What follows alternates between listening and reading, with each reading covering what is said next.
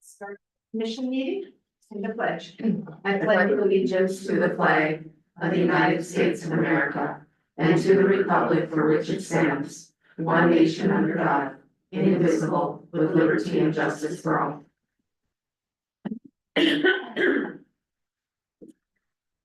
Okay, good morning, everyone, and welcome to our regular October 15th Commissioner meeting.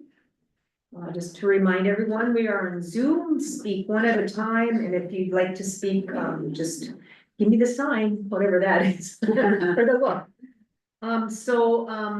We will start with additions to the agenda. Denny. Nothing.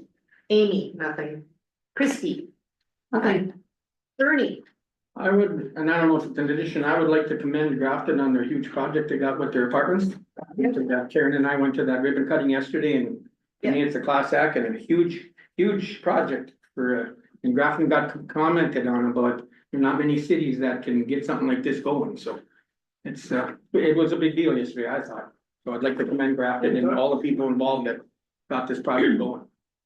Yes. I'd like to just say thank you to the whole commission for, us agreeing to give them the tax break and, it was really exciting to see what's gonna happen and what's gonna take place in a year, so. Okay, I don't have any new business, other agenda, I mean. I do, just, we need a delegate for the North Dakota State Fair. Okay, that's not on here. No, Okay. that's not, it came later, Okay. so, but we did include it in the packet.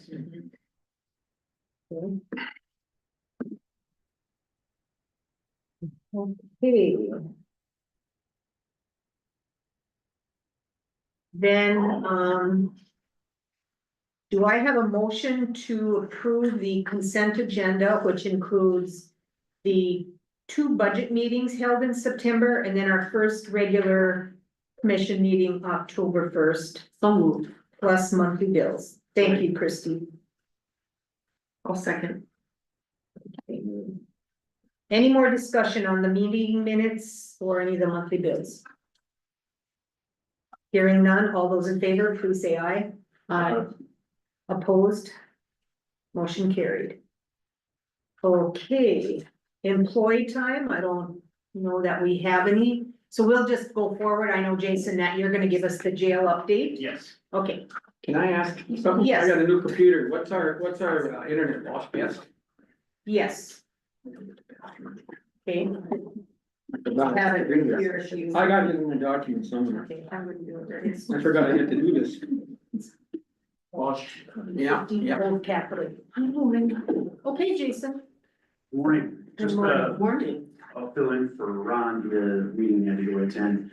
A quick update on the jail, we had a meeting with the Samuels Group to discuss our updated research on the funding options available to us.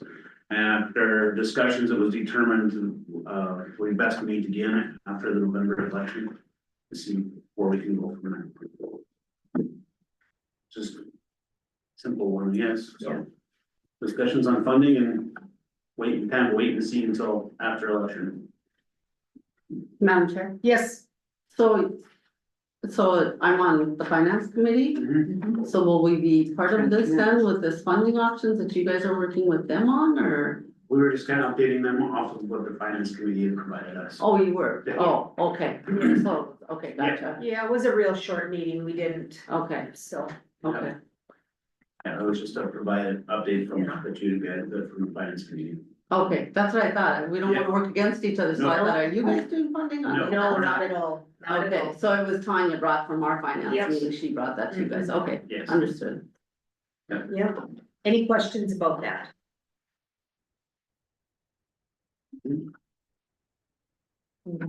Okay. You,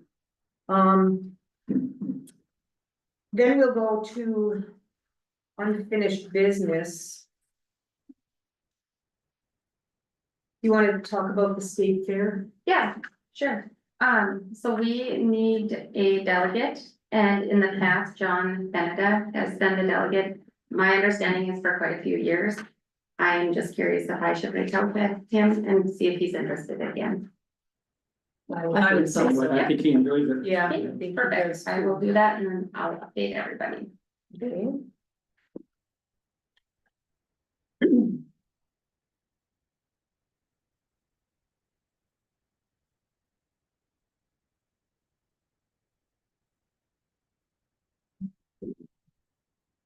Not sure how much. I think maybe we can just talk about the appraisal hearing. And there's no action going to be taken, so if you wanna just Yep. give us a Sure. update. So, we need to set our prices for the upcoming, November delinquent tax sale. So in your packet is a list of the, parcels that are currently, delinquent. I believe this is the most up-to-date list. I don't know if anyone came and paid yesterday. But in years past, we have just started the sale price as the amount due, special assessment and taxes due. And I am looking for a motion to, continue with that. Okay, do I have a motion to, proceed with the delinquent tax sale next meeting, and the sale of the properties will begin with what's delinquent and due to the county. So moved. I'll second it. Any more questions? Well, I just have a comment. I hope half of these are gonna be gone by the time. That last day in the courthouse step. Yeah, so, okay, I'll ask for the roll. Denny, Yes. Amy, Yes. Christie, Yes. Ernie, Yes. myself, yes, motion carried. With that. For some reason, this thing didn't want to let me connect. Oh, I just wanna remind everybody again about the commissioner convention. A week from today. Everybody got an email about the, hotels, so yeah, if by chance you can't, Right, I will check. So it's on Sunday, right? It starts Sunday? yeah, Sunday night.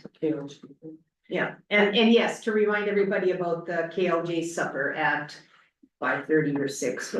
6, Jack's again? yes, yep, Madam Chair, can I ask if anyone has any more, Jeff Essinger sent this an email about, consult meetings with the nationwide retirement solutions, does that include us?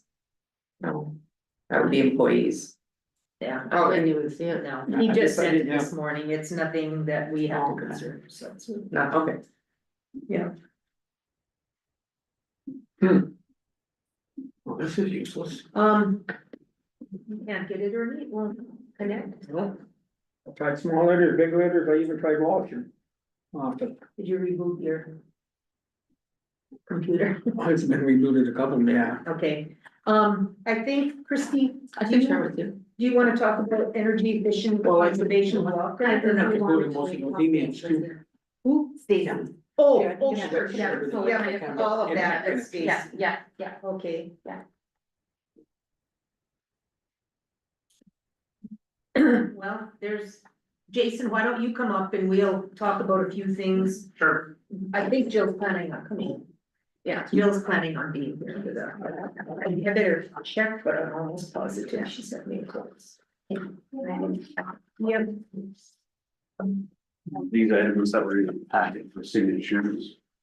Chris, you want to both all meet your signature? I will be in person tomorrow for the meeting, so actually, maybe we will let. Okay, sounds good. Yep. Justin Heimberg, we're a little ahead of schedule, so we'll have you come up. I can't even get my emails. All right, that's fine. We have Herb here again, he's just gonna give us an update about.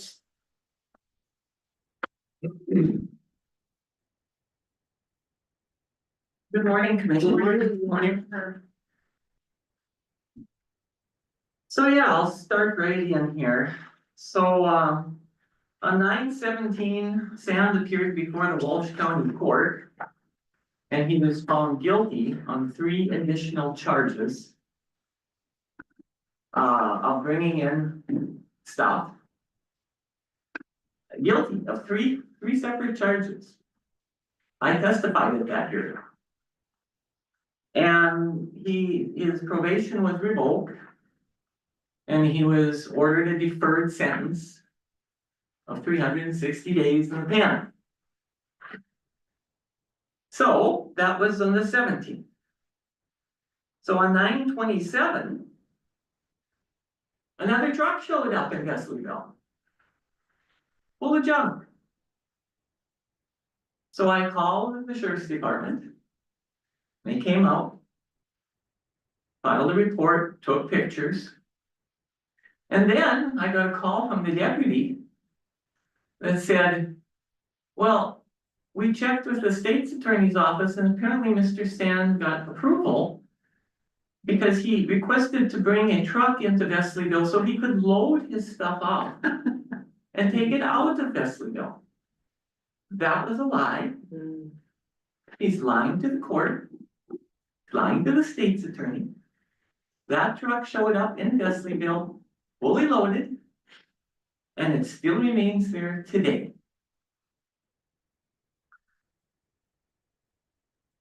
I've talked to Mr. Anderson from the Department of Health. And I've made him aware that this is a lie.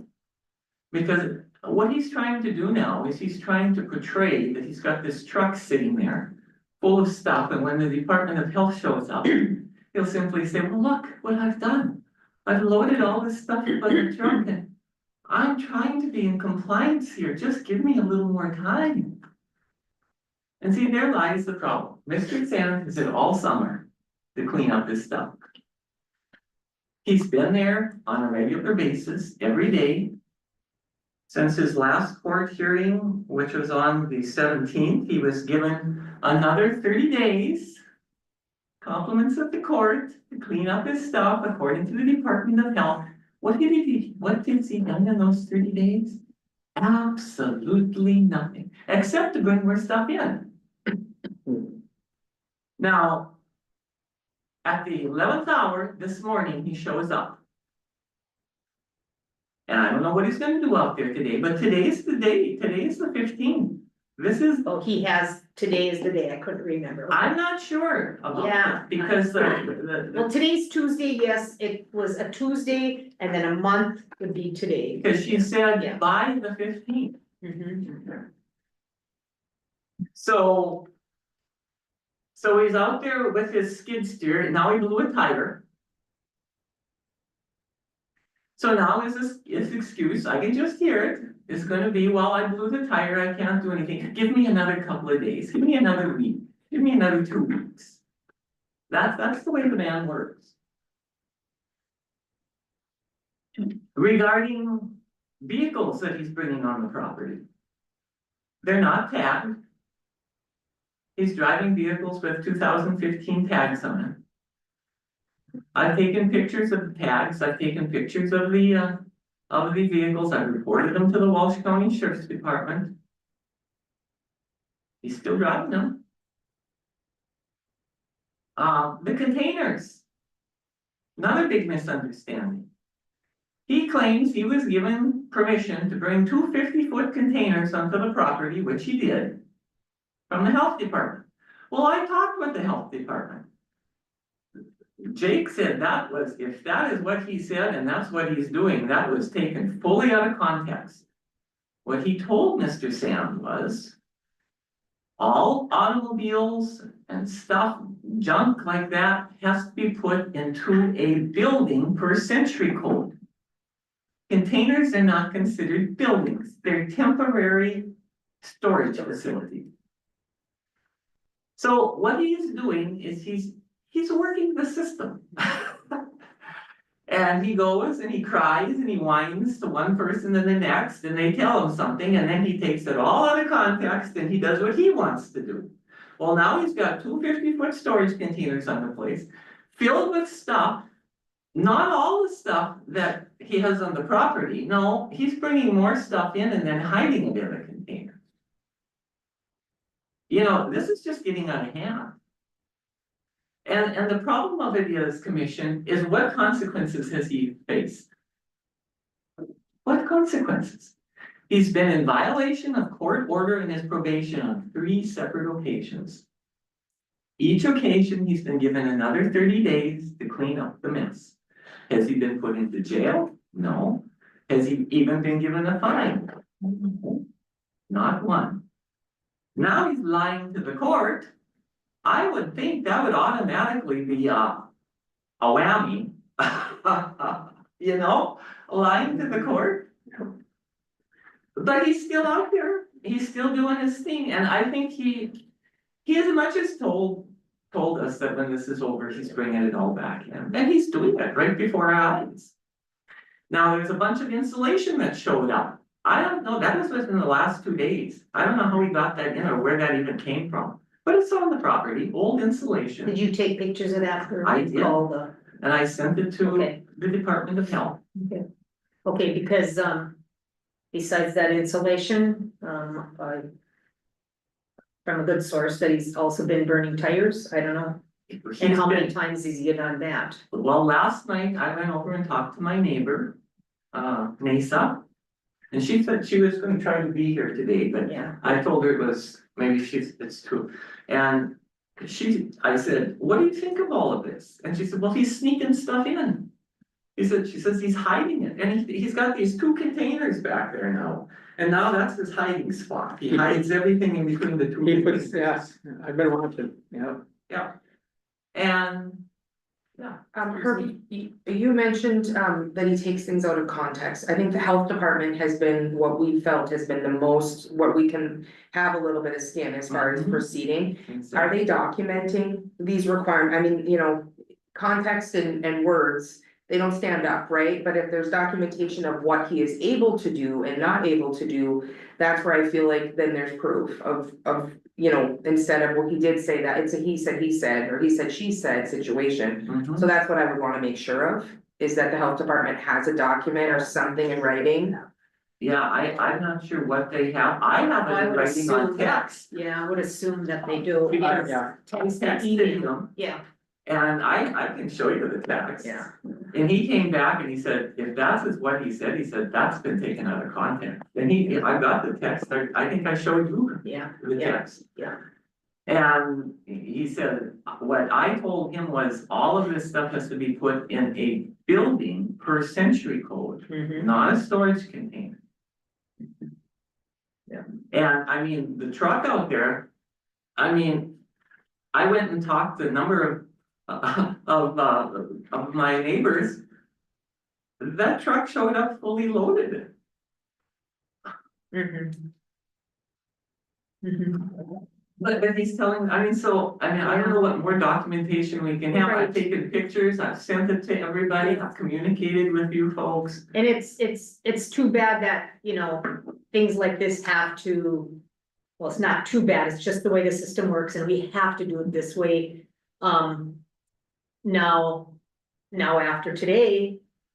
You know, he will probably be out of compliance. I don't know, I'm not the state's attorney, I'm not the judge. But after today, then action will probably be taken. We heard the judge. I would sure hope so. Yeah, we heard the judge, and if anything is, he will have to go to court again. Maybe, I don't know how that all plays out, but she was very explicit about.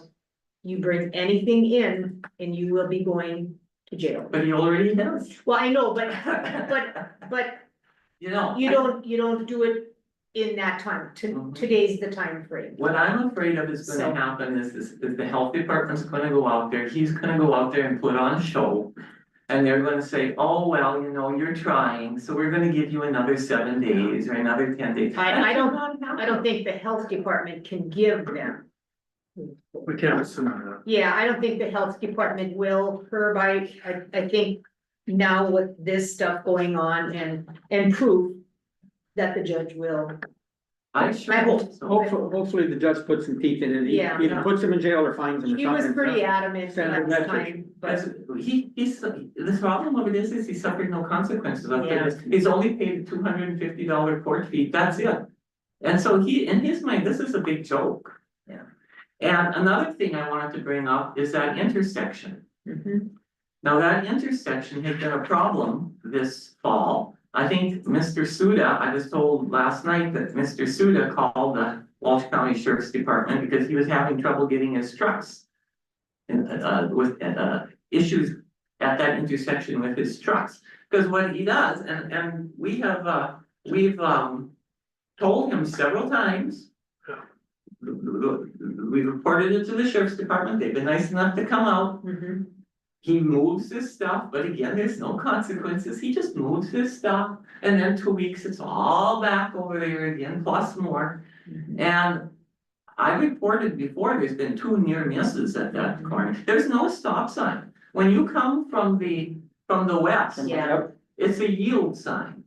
Now, do you think those big trucks are stopping at that intersection when they come with their trucks of beets and You'd think potatoes? they would, because it's a dangerous intersection, but not. no. And do you think everyone coming from the south goes 25 miles an hour through Wesleyville? No, no, They- probably by then they're not. 45 miles an hour. Yeah. So you take those Yeah. Yeah. factors and you put an obstruction at that intersection, Mhm. it's just a matter of time, somebody's gonna get Yeah. killed there.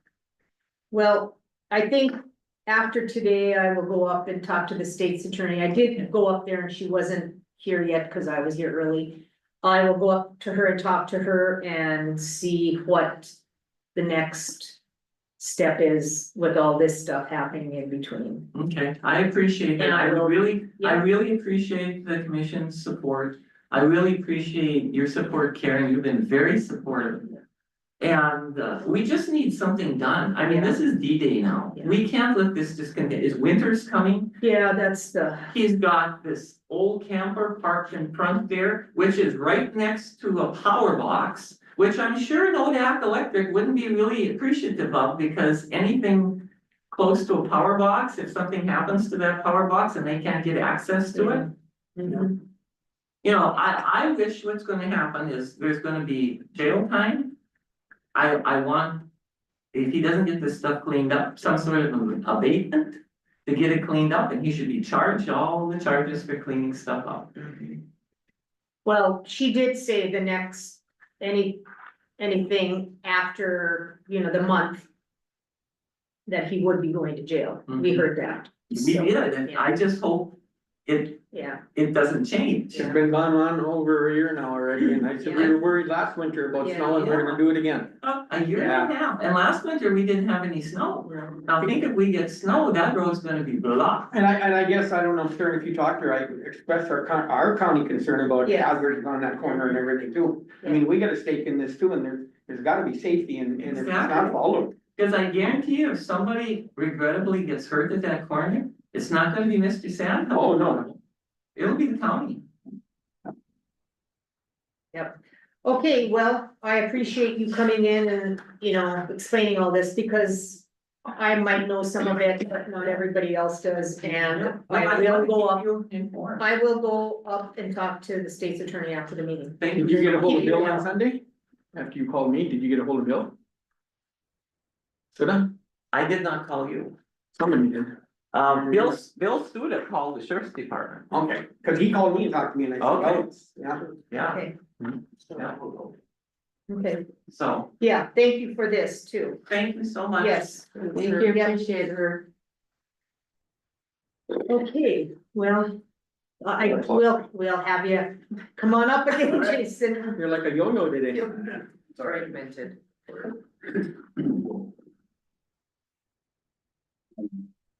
Just going to, everything I have for you today is not actually in your packets, which is a change. The first thing that was in your packet is actually just something that will be brought up at the DOT meeting at the North Dakota Association of Counties next week. What you're looking at is just the number of projects that we have on schedule with the DOT for bridge replacements and other funds, the Flex Fund and Township Assistance Program, those items. We're working on bridge items. Some of the contracts have not been authorized to start on the bridges through DOT just because there are funding issues that they're having on their end. Others are in motion. The county federal aid program at the top of the list, that was in the red for a number of years after we had paved County 19. We're back in the green with that, with funding available. Wade Thompson and I have spoken about trying to use that funding with maybe an 80-20 cost share to do the chip seal on number 9 that we just paved from the last, so we can work some things around to try and help us out, being we're short those mills for this year. So that's one of the things we're looking at doing, so we can still keep moving forward with projects and not have to, have as many things fall back on us. When you look at the Flex Fund Township, we're working on those. The Pulaski Township project was actually finished. Ended up being more than the $121,000 that they had initially authorized. The bids came in a little bit higher, and the state actually came through and paid for that with the extras that they came up to about $126,500. So that one's actually been completed. We're working through the process on getting all the paperwork submitted for that one. So I just kind of want to bring that to your attention and talk to you about it, be there at the meeting. Yes, so, Danny and I were at the water board this morning, Art, and I don't know the numbers of these bridges or anything else. There was a question on the Hagen Bridge that was sort of funded and then put back. Is that one of these or no? That's the, it'd be. I believe that'd be the, 059, the third one on the west. That'd be 6 miles east and 2 south of Lincoln. well, there, yeah, Lincoln. Okay, yeah, see, I don't know. Probably should let the water board know, because they had a question on that. They were getting questions and we didn't know. Yep. Yeah, it's on the list in coming. Okay. We're not sure which ones are gonna be bid. There's conversations that only 2 of these will be bid out in December and the other 2 will go back to February.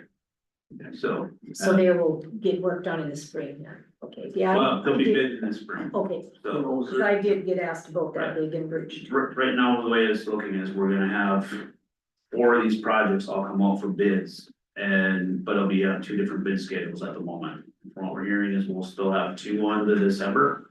And then the other 2 will be pushed back to February. But that's all subject to change, so.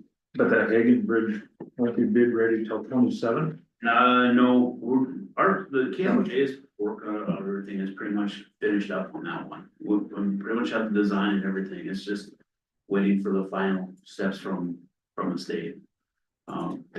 We almost have it wrapped up and ready to roll, we're just waiting for the final portions for it. We can't apply for a 404 permit for it until we know we're going to bid, because you only have certain timeframes to do the work, so it's kind of one of those catch-22s, but the design and everything is completed for it. Did you still want to meet Tuesday morning? Okay. Yeah, Madam Chair, Yes, the bridge west of Nash that went down to 5 ton, Yes. is that on here or what's planned with that one? we're working on a plan for that to address it without these funds.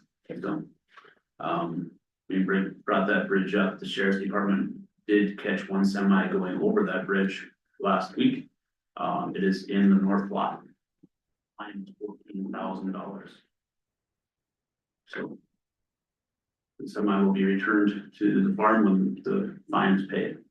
So. It's serious business when people drive across them. So just wanted to put that out there. So question. So it's a 5-ton bridge? 5-ton bridge. How many tons was going across in the loaded semi, do you know? It's 84,000 pounds, Yeah. so 42 ton. Ton? mm, 42 ton across a 5-ton. A little These over. bridges are gonna collapse. Last Friday on my way to Grand Forks, I watched a tractor pulling a full lifter go across the one at Castle. 2 traxel truck and a semi coming the other direction, headed for it. So, couple of the people have actually, from conversations I've had with law enforcement, is that they have commented, well, I didn't see the sign. Okay, so there's people that can't see the signs, we keep putting them back up, we take pictures of them every time we put them up, so that we have coverage from our end saying that we have them. Yesterday afternoon, I got a phone call from a township officer, and they said that the barricades were down, and they weren't happy that we took the barricades down, that we opened the bridge back up for pickup traffic only, but we left the posts in, and someone's being killed because they're gonna drive over those. The county never opened that bridge in Hope Township. They're closed. We're not opening anything that's closed. Until we say it's open, it's closed. And we will take down the signs, not other people. Yeah. So we got those put back up immediately. yesterday afternoon. And I got a phone call this morning stating that that bridge, the signs were down. Because somebody had gotten a phone call at 8 o'clock last night from a different township that those signs were down. I sent guys back out there to verify to see. If that's the case, within 4 hours of us putting them up, somebody's taking them down. Do you think they're taking them down just to be funny and nobody, I mean, people aren't actually And this, at this point people are taking them down so they can drive across bridges because it's too much of an inconvenience for them. to drive 2 miles long? We have signage up, whether it's a yield sign, a posted sign, a road close sign or anything, but people just don't read signs anymore. They don't.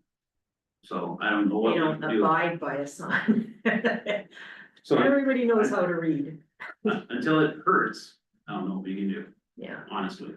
The one farmer, unfortunately for him, it's gonna hurt, $14,000. But I don't know what else we can do except. Yeah. Keep doing it. Madam Chair, what's the app again for the bridges? Are farmers using that? Cause that tells you what are open, where the tons have gone down. Are we promoting that? I mean, cause I'll be the devil's advocate here. I mean, I come from a farming family and like my husband said, I'm not, half of our have no clue what, from a point, they're agreed, they're not, but I don't think it's always. I'm gonna just drive over this because it's only 5 ton, I'm gonna do this on purpose, I just wanna be sure that we're doing our job to educate. And if they have to obviously go on it and they have to read it and be open to it, but getting that proactive stance so that it is. To say, and I know it's out there, I'm just saying, are they using it? Is that a really good way to be able to? I don't know if they're using it or not. What's that called? The load pass. Road permits. pass. We So do that, here- people yeah. are using it to get their permit applications and those things in, whether they're signing up to get the notifications about anytime we're closing a road or closing a Right. bridge, I don't know that. So here's my comment to that, Commissioner Suda. It's the responsibility of the farmer, owner, employer. If they know something like this is going on, you have a little meeting with your employees and you say this and make it clear, this is the road you cannot go on. I know it's a little bit more work but one of these times, somebody's employee is gonna get hurt because of driving on a bridge like that. And I agree, and You know. I think there's something to be said too, if they know when they're not doing it, it's different than if something changes. Quickly, and it is spread out to your employees and no, we rerouted, like that's different. But I just, that load pass piece, whether it's something that it's put out on social media every so often to say, hey, you can also get notified when bridges are closed, when. I have to think that responsible farmers, which we have mostly. Yeah. Want to know, and they don't wanna be like, oh, surprise, that, cause this wasn't something that. It's been fairly recent that happened. So if they're used to driving on it, then all of a sudden it's, oh, we're not aware of that. So that's why my goal is to be proactive and then it's on them. I agree. If they're not doing it. Word travels. Yeah. And words traveling from truck to truck at the beat dump, you know that. I mean, we've been there, Ernie, we know, people talk, you get out and you talk and, oh, did you see who got a $14,000 fine? So, I understand but they gotta do their responsibility. My response to these signs, and you all know it if you drive around, how many signs do you see on the edge of the road with the narrow? And it says the farmer's name and they're going to the field. Mhm. Well, if they can read that sign, you tell me you can't read a 5-ton bridge sign or over limit? So they teach them where their fields are and hopefully they're teaching them that, you know what, you shouldn't go over this road. Yeah. It's not our responsibility, it's yours. And like I said, if they can get them to follow, and I know we got a lot of people from south here that are helping us out with the farmers and thank God they are, but you gotta let them know that, that's our field, but that bridge there is a no-no. Yeah. So, yeah, I hope they do. So, The next item, on the list for today is the maintenance certification county federal aid project. It's just a standard signature we have to get on a yearly basis stating that we are taking care of our needs and maintaining the roads that we're getting, federal funding. I already have, state's attorney's signature on that one. I'll make a motion, we sign it. okay, Second. any more discussion? Hearing none, I'll take the roll. Christie? Yes. Ernie? Yes, Amy? Yes. Danny? Yes. Myself, yes, motion carried. Okay. Next one is our bridge inspection portion. Our invoicing for this time around is $28,722.65. It's for about 45 bridges that they inspected in one. That would have been our inspections from the month of July, 1 month. 1 month. And that's only 20% of the bill. could you somehow for the upcoming meeting, I don't know how busy you are. Give us a report of what it costs us in a year for these inspections, I'd like to see it. Yep. I mean, you come here all the time and it's this, and we just, and thank God we got matching funds, but to me, this is overwhelming already. For this contract, this round, our portion is $157,000. So it's Our portion. our portion, so it's about $160,000 a year, just for our bridge inspections. Wow. This comes out of the budget immediately before we ever start, so. 160. I'm an engineering company in Chicago. Chicago and Minneapolis, combined, yep. And we feel we were getting some hard service. Do you mind, I'm gonna talk to you and Wade, I might bend some ears at the DOT and send a message to them that we're not happy. I mean, you look at this and we were talking the other day, there's two different, what is it? Maintenance and some other inspection, and when we get them, they're completely almost different on the same bridge. It's a conflict of interest. It's, yeah, I don't know. But I'm gonna, and I know those guys don't have much control, but maybe they can voice their opinion if all the counties say something about this inspection. Cause it's getting out of hand, and it's not really doing us justice. Madam Chair, Yes. I think I was talking to Ryan Kelberner too, and just having someone local, how much ideal that would be, but without. I mean, isn't our hope that we could get them to basically approve a local, because without the match. I mean, I have a hard time believing KLJ is gonna charge less. They're an engineering firm, they're professional, they do a good job, so, you know, are we gonna be stuck with the 157 in Yeah. 1 month? Versus 160 in a year, like, I don't think we can, so I would assume our goal is to try to get, which we talked about last year too. I mean, this isn't the first time we brought this up, a more local firm that understands our bridges and. Yeah, also, when we brought that up with the DOT in the past, they've stated that they're not going to run contracts for each county. They're not gonna have one for each county, it's like the engineering service that they have, that they're comfortable with this, they're local, that knows what they're doing. They're not gonna have one for each county out there. So we have the option to be part of it or not, and if we're not, then we're paying for 100% of the inspections. So Yeah, that's another. we're paying $157,000 right now, and that's just the 20%. If we do not participate in their program, we're gonna pay another 80% on top of that. Did That'll they, be their budget. did they give you a reason why that they won't go with individuals? Is there some good reason that we don't know? Contracts and their end Yeah, for it's- covering, yeah. providing contract for every county and maintaining it that way is what they've told us in the past. Madam Chair, Yes, but we have the most, we're a county with the highest number of bridges or second highest number of bridges in the state. Yeah. I mean, it's not like they're working with a whole bunch of counties here. So why can't they look at us and say Grand Forks County and the counties that have a high number of bridges and work with a local contractor that would cover these counties that have all these bridges? I'm kind of tired of their excuse of, we're not working with individual contractors. I think they could take a look at working with a contractor, a local contractor, it's not coming out of Chicago or whatever other city you said.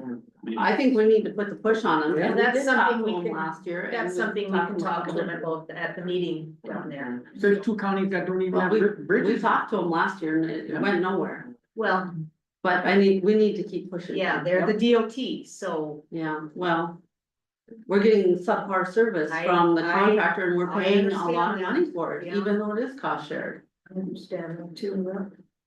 There's never a program that, when you look at roads and bridges, that's gonna cover the whole state Yeah. and do a Right. job. Care what they. Madam Chair, Yes, I think our goal though is local. If it's not Right, KLJ, yep. could it be a North Dakota firm where like you said, cause KLJ may not be interested. If it's like, well, if it's a North Dakota firm that does it, well, then you have to do all these counties. Mhm. But maybe there's another one that would be, that comes out of Grand Forks or something. I mean, that in my mind is a win. Yeah. Over Chicago or Minneapolis. Absolutely. For our local bridges. Amy, we call KLJ in to come and tell us how to fix it. I So they're- agree, they're I already- yeah. agree, but if the DOT, we have to give, at least it's North Dakota. Maybe a regional one. I think that I will stop the highway department thing now, update and then, We'll need a motion for that when we finish that part. oh, the bridge inspection invoice. Oh, yes. To pay it. Ernie made the motion, Amy No. second. I made the motion on the maintenance certification. There hasn't been a motion on. Yeah, great. Okay. Is there a motion to approve this bill? So moved. We have to pay it, Yeah. unfortunately. There's been a motion to approve it. I'll second. Any more discussion? Hearing none. Christie, Yes. Ernie, No, Danny, Yes. Amy, Yes. myself, yes, motion carried. Okay, we'll continue with you when we're. Great. Okay, we have Jill here to just give us an update about the human service agreement. We had a meeting earlier this month. Or was it last month already? I can't remember. Okay, and so we will talk about that. Sure, good morning, everybody. So. Bottom line, without a lot of hashing it over, I guess, I have my own feelings, but. Cavalier County is saying they want $10,000 from Pembina County and 10,000 from Walsh County to continue to do the administration. Really, they've got us over a barrel, because. If they choose, if they say, or if Walsh County, for example, says, no, we're not gonna pay that. Stanley is saying that Cavalier County is gonna say, then we're not going to be the host any longer. And then we've got employees losing benefits, things like that. It's a bigger picture.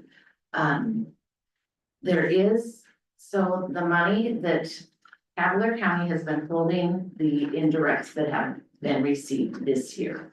So what I would suggest, if you approved to pay that 20,000 is, or that 10,000 to pay 20, so to pay for 2024, to pay for 2025, there's enough money in the indirect to cover that, okay? My concern is, and I asked Stanley, so I said, you expect, so if there isn't enough money in the indirect, you expect them to write you a check, you know, I mean. I'm very concerned, I feel that they have taken advantage. We had over quite a bit in our indirect fund in Cavalier County, and again, it is county general funds. But they took $100,000 out of our indirect and put it towards accountability. They've also received 60,000 a year for 4 years. And they don't feel that they're getting enough to cover their administration. That's my concern with it, and that's my frustration with it. Stanley and I have gone round and round and round and round and round about it. And in round with others too, so. exactly, but I think this is where we're at, the bottom line. I have no doubt they probably would back off and say, we're done, we won't do it, and then we're all in trouble.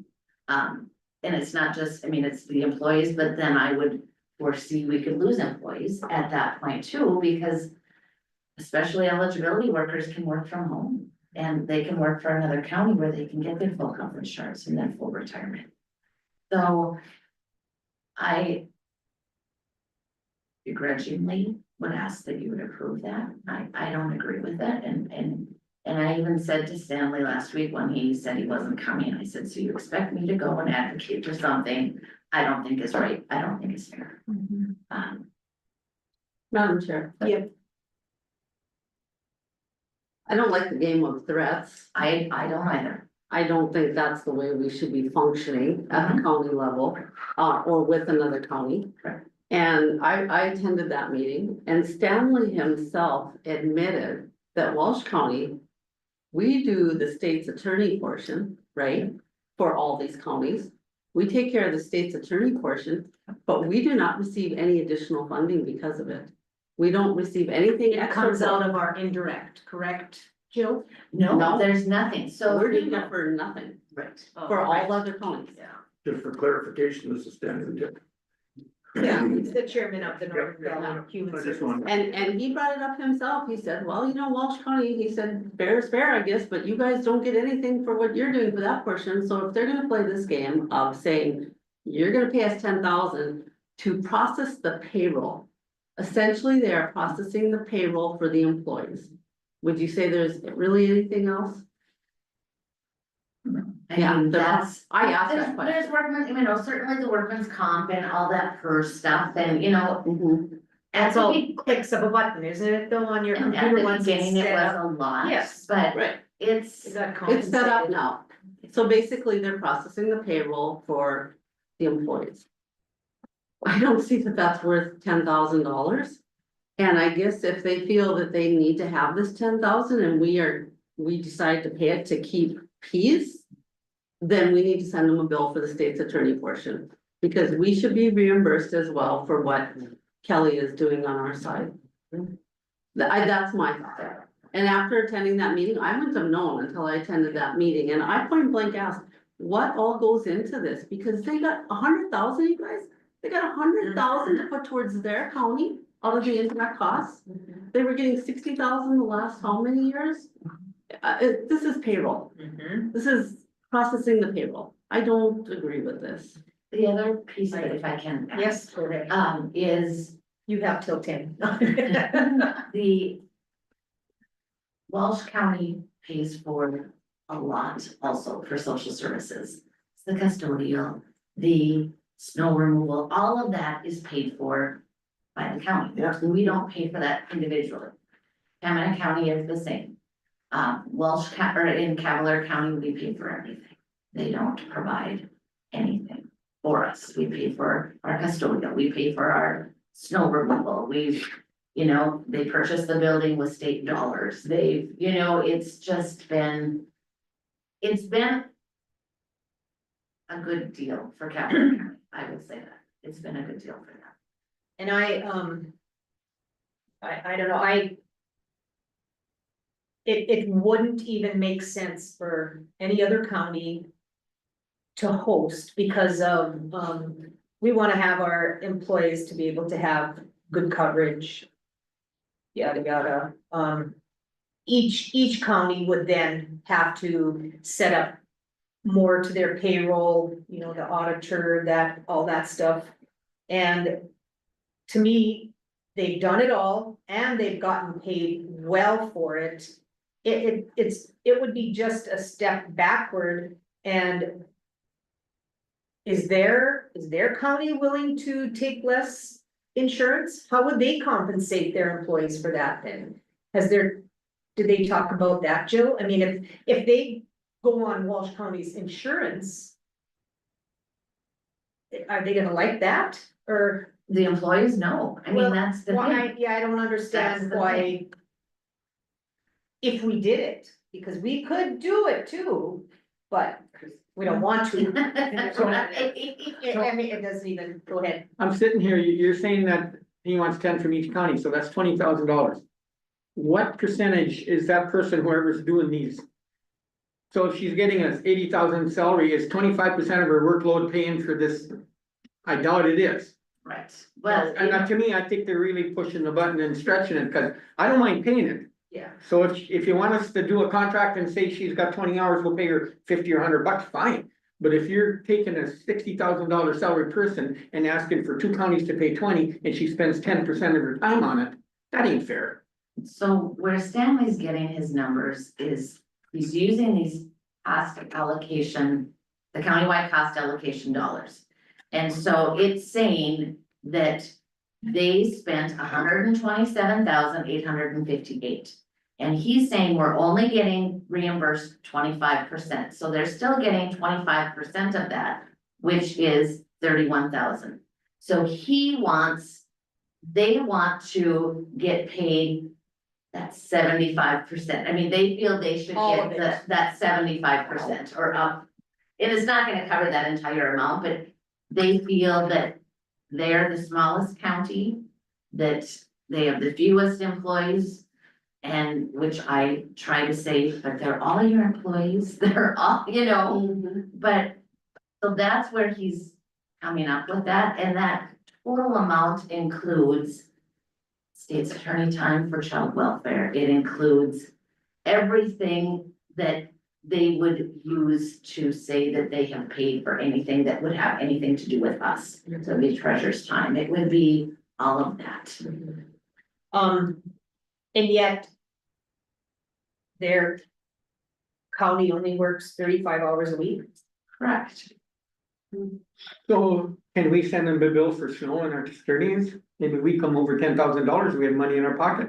I'm just using an example. If they're charging us for everything, why should we give our services for nothing? I know, I get it, and it's just, that's my frustration, is you are being responsible for social services. I mean, you're paying your fair share and, Amy, did you have? Well, I just was gonna say, it seemed, I was at that meeting as well, and it kind of seemed to open Kelly's eyes a little bit from a state's attorney perspective, because she said, I haven't been billing or charging. So I really agree with that. I think that, there's no reason that we shouldn't be, I mean, that's her time, which is valuable and seems to be spread very thin. So if additional, I mean, that's another form that might be eye-opening to see like what is out of that 10,000, how much? Although I don't, JR deals with a lot of stuff, so Kelly is just on the board, so how much does she, not that I'm saying she doesn't, but. so Kelly deals with anything board related, so if there's something personnel wise. JR deals with the child welfare, But and his that's time separate. too, is his Yes. time charged? Oh, yes, he gets. But that's just for Welsh County though. Mhm. Each county Has handles their their own own for child specific welfare states. stuff. Yes. Yes. But I also, didn't you two kind of, cause wasn't something even you thought we were not getting reimbursed for? And I know I remember hearing Jill say we need to look at that, Yeah. so. Very much so. When we attended that meeting, I realized, like the snow and the custodial and all that stuff, if other counties are getting reimbursed from the state board, I feel like we have a lot of missed revenue. I don't think that in the past it was understood what that reporting was for or why or the significance. Mhm. And so this year I will be sitting down with Jill and the state and try to increase that. The one thing that I got out of that meeting though was that they're paying their auditor and their deputy auditor additional money to run payroll too, right?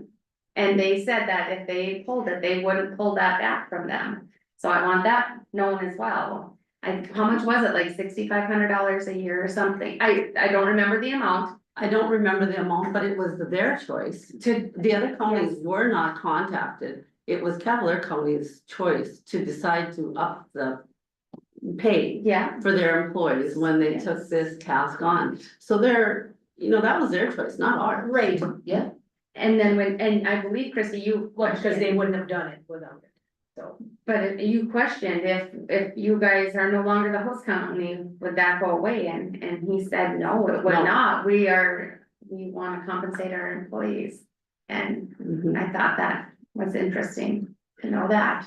and I think Jason has tried to, because I know Stanley has also called and spoken to Jason too, and I called Jason last week and I said, how do I get him to Can you understand? say Jason's last? I'm sorry, Jason Coffey with the state, he was the one at the meeting, he's the financial person for the zones. He's excellent, he is the one that will sit down with us and explain the countywide cost allocation, which I don't think anyone has ever understood. Throughout all these years, we've just done it, but I've never understood it. And, even in looking at it, I think there's been so many errors in the past. I mean, even employees. It took probably 3 different times telling Diane with Abacus that the number of employees were wrong.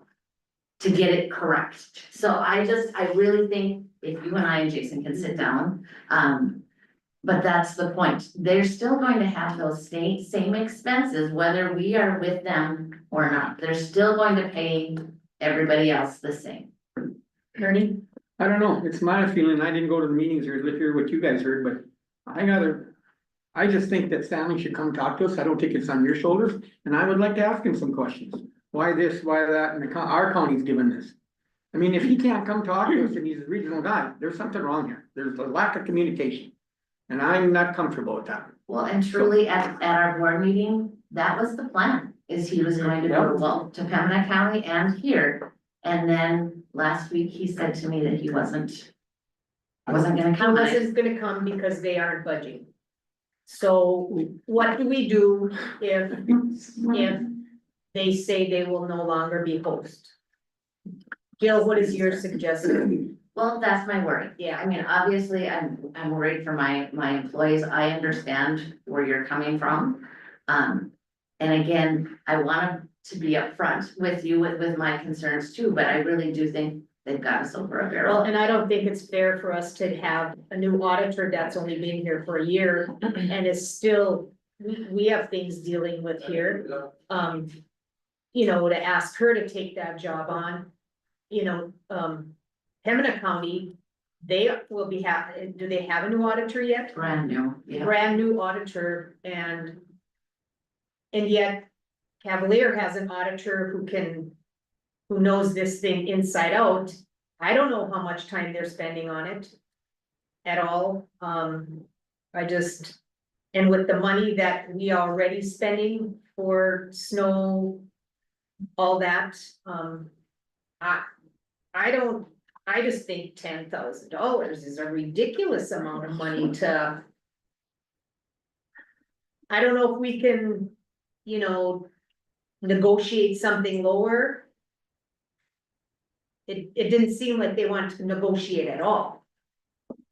Well, that's my point, I said, we're state's attorney and Snow and everything else, I says, you know, to me.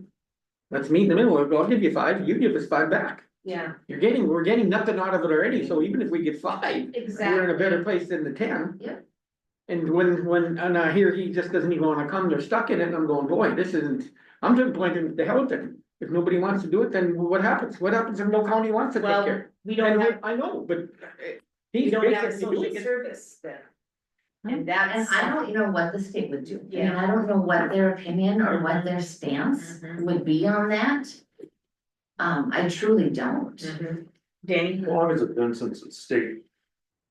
what, 4 or 5 years. years? 4 years. It was 2020. You know, I remember attending all those meetings and they didn't have a lot of answers. They said, well, we're just gonna do this and you'll work it out. Are any other counties having a trouble like this? But it has worked though, don't There's you all these think? little things that keep popping up that No, nobody ever thought of. well, but we've worked through those, we've worked through all those little different things. Go ahead, Jill. There are some, you know, I think the money is getting to be a little bit, because I think there were some zones that. The Holst County just kept all the money, paid all of the bills, and then. Either gave it back at the end, and I think, so there is a bit of rumblings Yes. going on. I do believe at some point we will go state, but I think they're still gonna say. The counties still need to have some skin in the game, there still needs to be. You need to provide the space, you need to provide basically what you guys are. Well, and providing right now. that hasn't No. been a problem at all. That hasn't No. been a problem at all. That has worked out good. We need to have whatever we need to have in our county. Mhm. And that's worked good, but it's just stuff like this that. Madam Chair. And just one more thing, Amy, we can talk to Cavalier County. But we have to be ready for them to say no too. And I don't know, maybe we just need to talk to Jason again and. Our next board meeting will be, what, the 6th? Yeah, November 6th. Is that okay? Yeah, okay, Amy. Well, it's, my thought is do we make a motion for a year to pay the 10,000 with the hope that, to see where we are when we do, you know, get funding back for snow removal, for the things that maybe we haven't been paid for. And revisit, so it's not a just, yep, we'll pay 10 a year forever, it's we need to get through this year. I mean, I agree, like, I don't feel that it's fair to put, and be set where we are stuck. Like, we don't have options to function for this next year, other than our own county, but it at least doesn't bind us for a lengthy time. I mean, we can just. Cause I feel like we're gonna end up in a tough spot if Yeah, we. that's what I'm afraid It's of. gotta work both ways.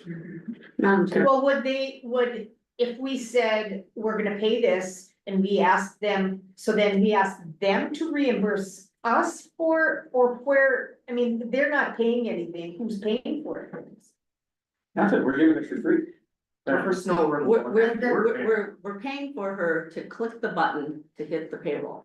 Right, $10,000. right, but I'm talking about the snow removal and that So in stuff. Cavalier County, that's coming out of our indirect fund. Oh, okay, Yeah, so I mean, Gotcha. the state isn't paying for it, it's coming out of the indirect Yeah. fund. Yeah. But then you guys are just here, Missing the revenue. we're just we should, absorbed yeah. into your We're the rest of fund. your. yeah, Madam Chair, yes, do we meet them in the middle? Okay, so here's my thought. We're paying them to process payroll. We are paying an auditor or her assistant, deputy, whichever, to process the payroll, but we are not being reimbursed for the state's attorney. And that state's attorney has a lot of schooling and a lot of knowledge, and I would say her hourly rate of pay is quite a bit higher, possibly, than whoever's processing the payroll. So do we turn around and charge them then for the state's attorney? I guess I'm not okay with just saying, yep, we'll pay the 10,000, because if we pay the 10,000 now, I can guarantee you, we'll just keep paying it every year and it won't be an issue. We just need to have a conversation with Stanley about Madam this, Chair, negotiate. I would put in there, and I get what you're saying, Amy, we will pay the 10,000 on further. Whatever you want, a conversation about state's attorney and snow removal. Put that option in there and say, hey, you want all your compensation, we would like something for what we're throwing in the pie. And I'm fair, and whether you wanna go 5,000, or maybe we can meet in a month or two and get it settled, and we get money back right away. But we wanna negotiate state's attorney and whatever it costs us to maintain our campus here. okay, Christie, The other thing we have to keep in mind is open enrollment is gonna be right around the corner for next year's insurance, health insurance. So are we, what happens to these employees if all of a sudden in a month now they're switching insurance, and you know what I mean? Timing isn't the best for benefit reasons, so keep that in mind too. okay, so should we wait as far as making a motion and then having Stanley come? Mhm. And I, think you we're know, accustomed to going. I don't know what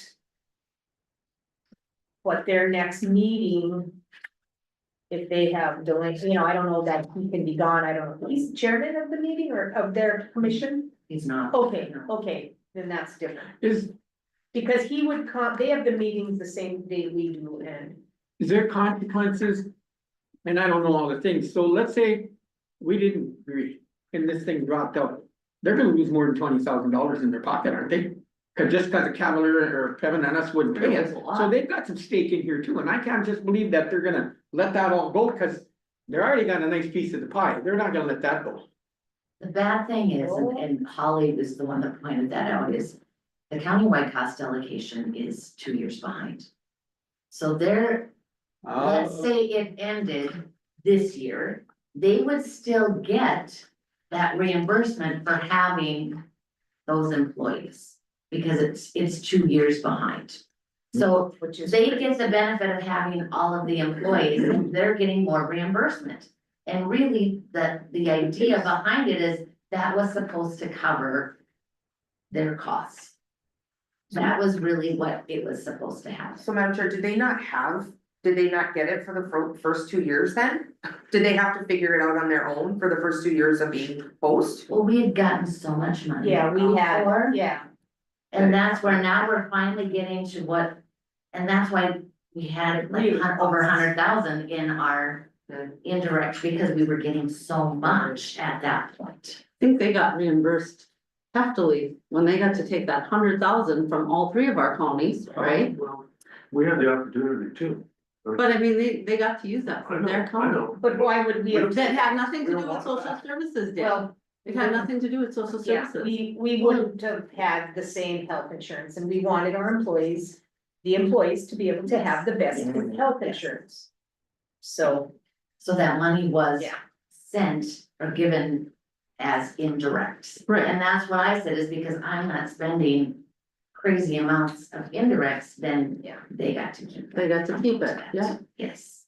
well, we'll communicate with Stanley that we want him to come to the next meeting. But remember, he could just come here and say, well, we don't agree and we aren't gonna be hosts, so we have to be. And pretty much said that unless, I mean, they can listen to the meeting and hear what has been said, so. I'd like to see Kelly come up with some Yeah, costs. So that, Oh. or how do we go about that, so that, you know, for them to reimburse us for what we're doing, because that came out of his yeah, own. do you wanna Please do talk to that. her, Jill? Yeah, Okay. and some of that too, Yeah. can be reported on that countywide cost allocation, to make sure that she's putting It's the in right- for Yep, the time that she's spending with me on personnel issues Mhm. or things like that. That should be coming through on that countywide cost. You know, we're allocation. not demanding anything, we're just saying, no, we don't wanna agree right now, but we'd like to talk, basically what we're telling you. and he, I agree. yeah, he wouldn't come, so. Well, let's move on, we will talk to Stanley, try and get him the next meeting and have Kelly come up with some. Some information and we'll go from there, Jill. All right, And you and I will sounds good. just keep in touch. Okay, Okay, thank you. thank you so much for coming and. Thanks, Jill. Thank you, I appreciate it. Okay, so we have Katie Thompson here Yeah. for the fair. Okay.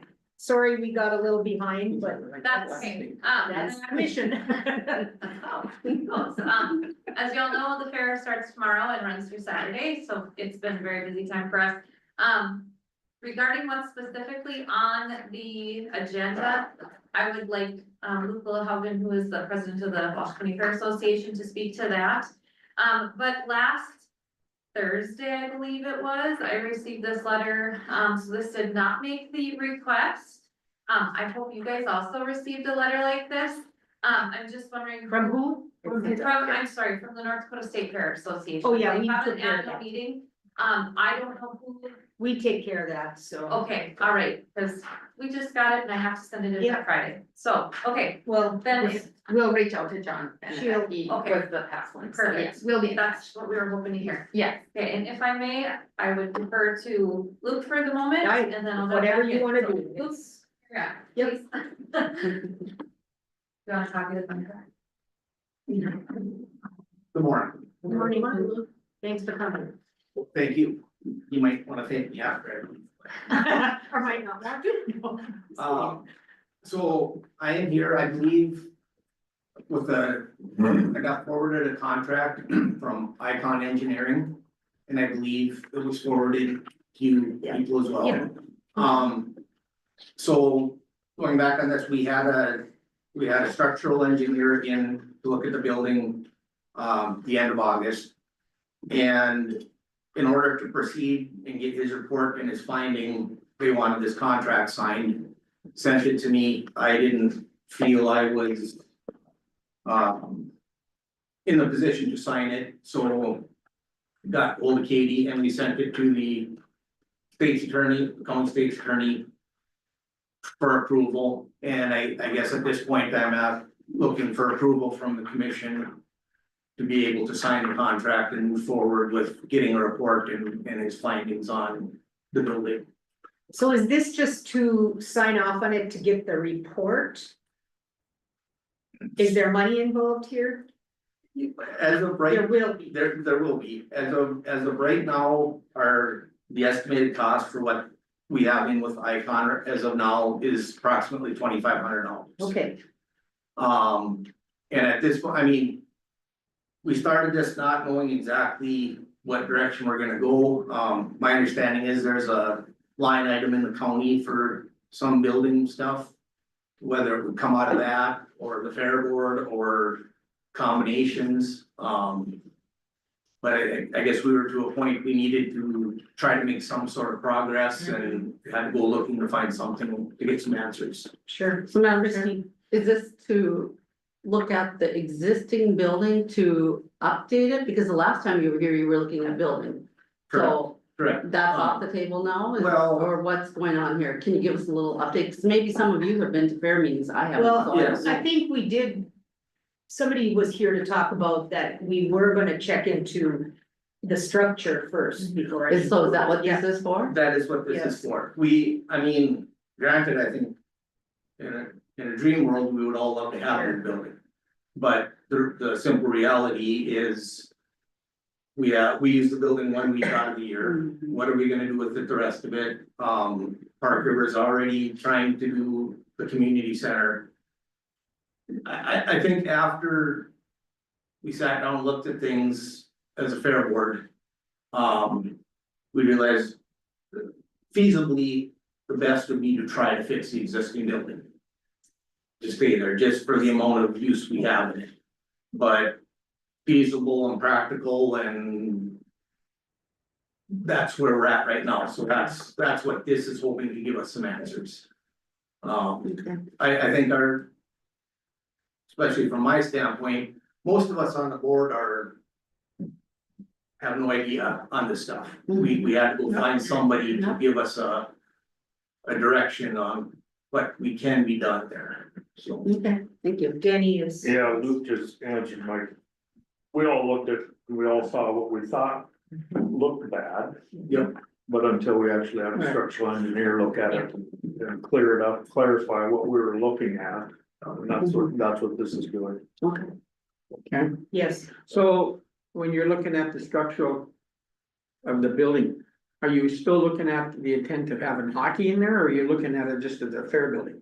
Cause I'm sure it's gonna be more expensive. To hold the hockey, and like you said, the community's thinking of something there, but where's that going?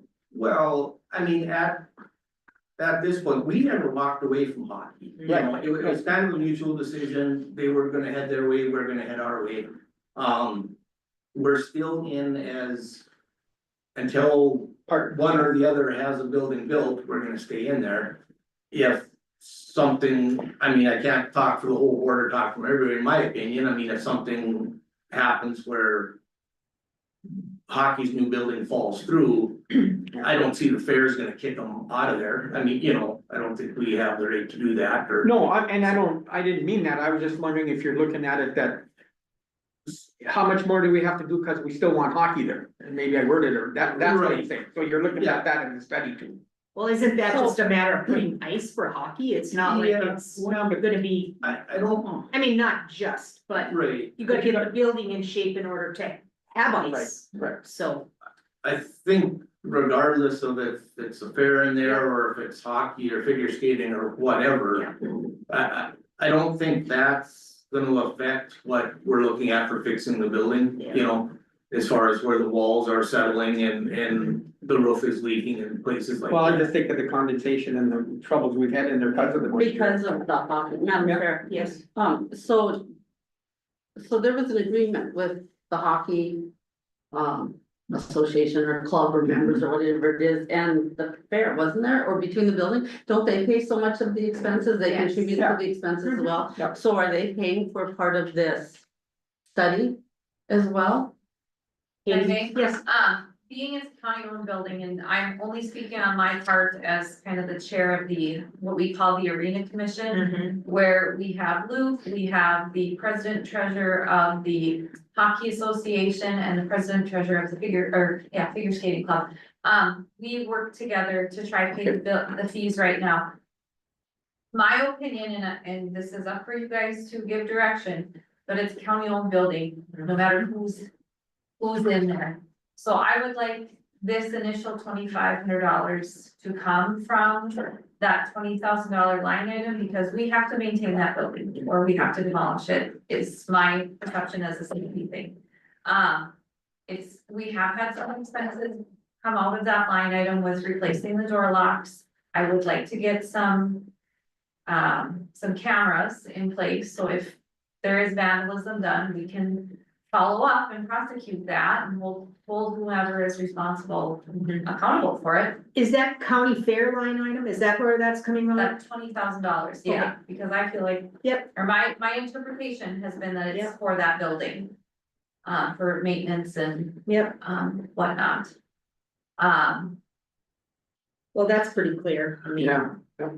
you wanna go on, Luke? I feel like we're interrupting you all No, the time and I I want you think- to. I mean.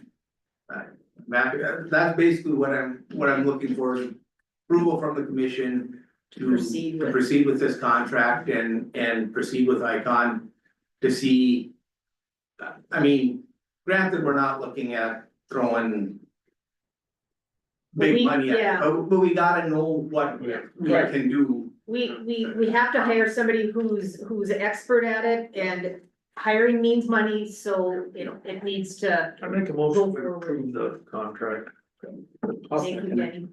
Who seconded? I don't. Any more questions? Amy? Madam Chair, I think too, from a perspective of knowing a little bit from that hockey side and figure skating. But the numbers wise, if you look at what is being put into this building. You know, our hockey association pays as much for that building in Park River as we do for the Centennial Center a year in Grafton. And if you wanna talk about the difference in how old those buildings are, that's a lot of money that they're putting into it, you know, or putting towards or whatever. So I think the whole like let go of one and it could be a conversation if it is just the fair. Of how much more you're gonna have to Yeah. spend, you know, in those months you're not using it out of that week out of the year. So I think as long as. They're open to being together until something like you said happens, we need to That's see all why sides. I agree with Katie on who should pay for this part of it. It is our building. We can't expect everybody to, you know, cause they have been hockey. You know, they have been putting money in and, you know, so And I, Christie. I guess my concern is I don't feel that our taxpayer funds should be used to. Pay for any portion of the hockey, just like we don't pay for basketball or football or anything else. So as long as you guys have an agreement where hockey is paying their, and figure skating are paying their fair share, I'm fine Yeah. with it, but. I don't feel our taxpayers should have No. to support that, I- so if the I don't- humidity and that type of thing. Is harming the building and now we have to make repairs to it, that's kind of an issue, so what we just approved, somebody tell me what we were just approving, what dollar amount? The- We made a motion, Whatever. what did we approve? Just to sign the contract. No, sign but the it's a dollar contract. amount here, right? okay, Not received that yet. So we don't even know what we're approving to pay them. well, No, this so, is just so, sending the contract don't so know. they can tell us what we. so as of now. Okay, well, I just wanna make sure, because I heard $2,500 Right. thrown out there, so I wanna make sure I know what we're approving. So as of now, what I need to move forward to this is I need. Approval from you guys to sign, cause I was not comfortable signing the Yeah. contract in my position. Being it's a county owned building and that, I didn't feel as fair board president, and. The reason I kind of took the head on this was to start. My sister works for Comstock Construction in Wapaton. So her and I were talking about. What we had to do.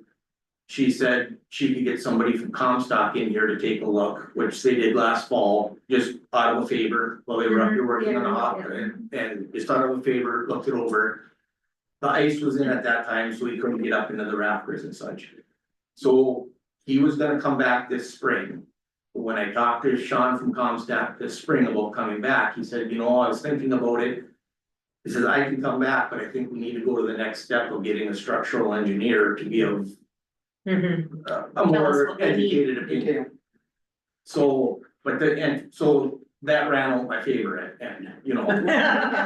So then we had to come in with Icon. So, and I, in a way, I kind of put a cart before the horse, but it was, I mean. Eventually, yes, we're gonna get a bill for approximately $2,500.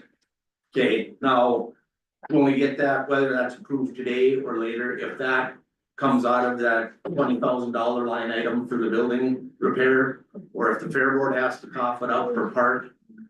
I guess we'll have to jump off that bridge when it comes to it.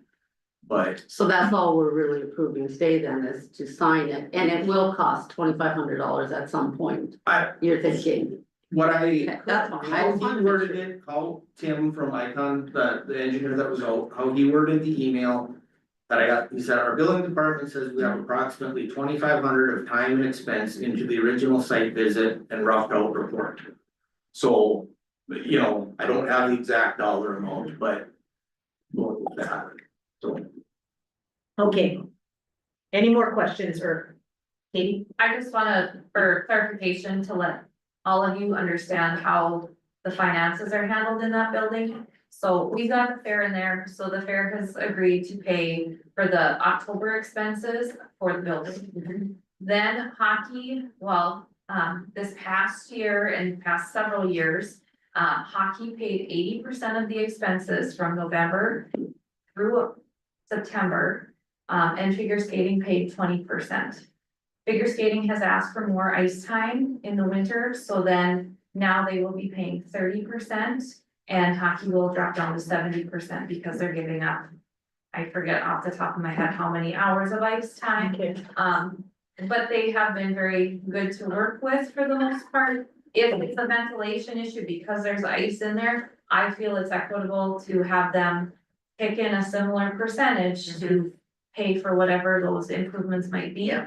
But we won't know anything until we get a report back. We did ask him, hey, are we crazy for wanting to have the fair in here in October and hope that we can have an ice season in here? And he said, only concern he had was snow loads, which he said, we have that on new construction too. Yeah. He looked at every bolt on those rafters. And he didn't have any major concerns there. There are some things that certainly need to be addressed. But the static room is almost a greater significance at this point. Yeah. But then the southeast wall, that runs north and south, and then the end wall is a big concern. And it's just deferred maintenance, I Sure. think. Yeah. I think so too. Okay, well, I think we have a motion on the floor to hire Icon Engineering as a structural engineer by Denny and Ernie seconded, and I will call it. Christie, Yes. Ernie, Yes. Danny, Yes. Amy, Yes. myself, yes, motion carried. Thank you very much. Okay, so thank you. Thanks. Yep.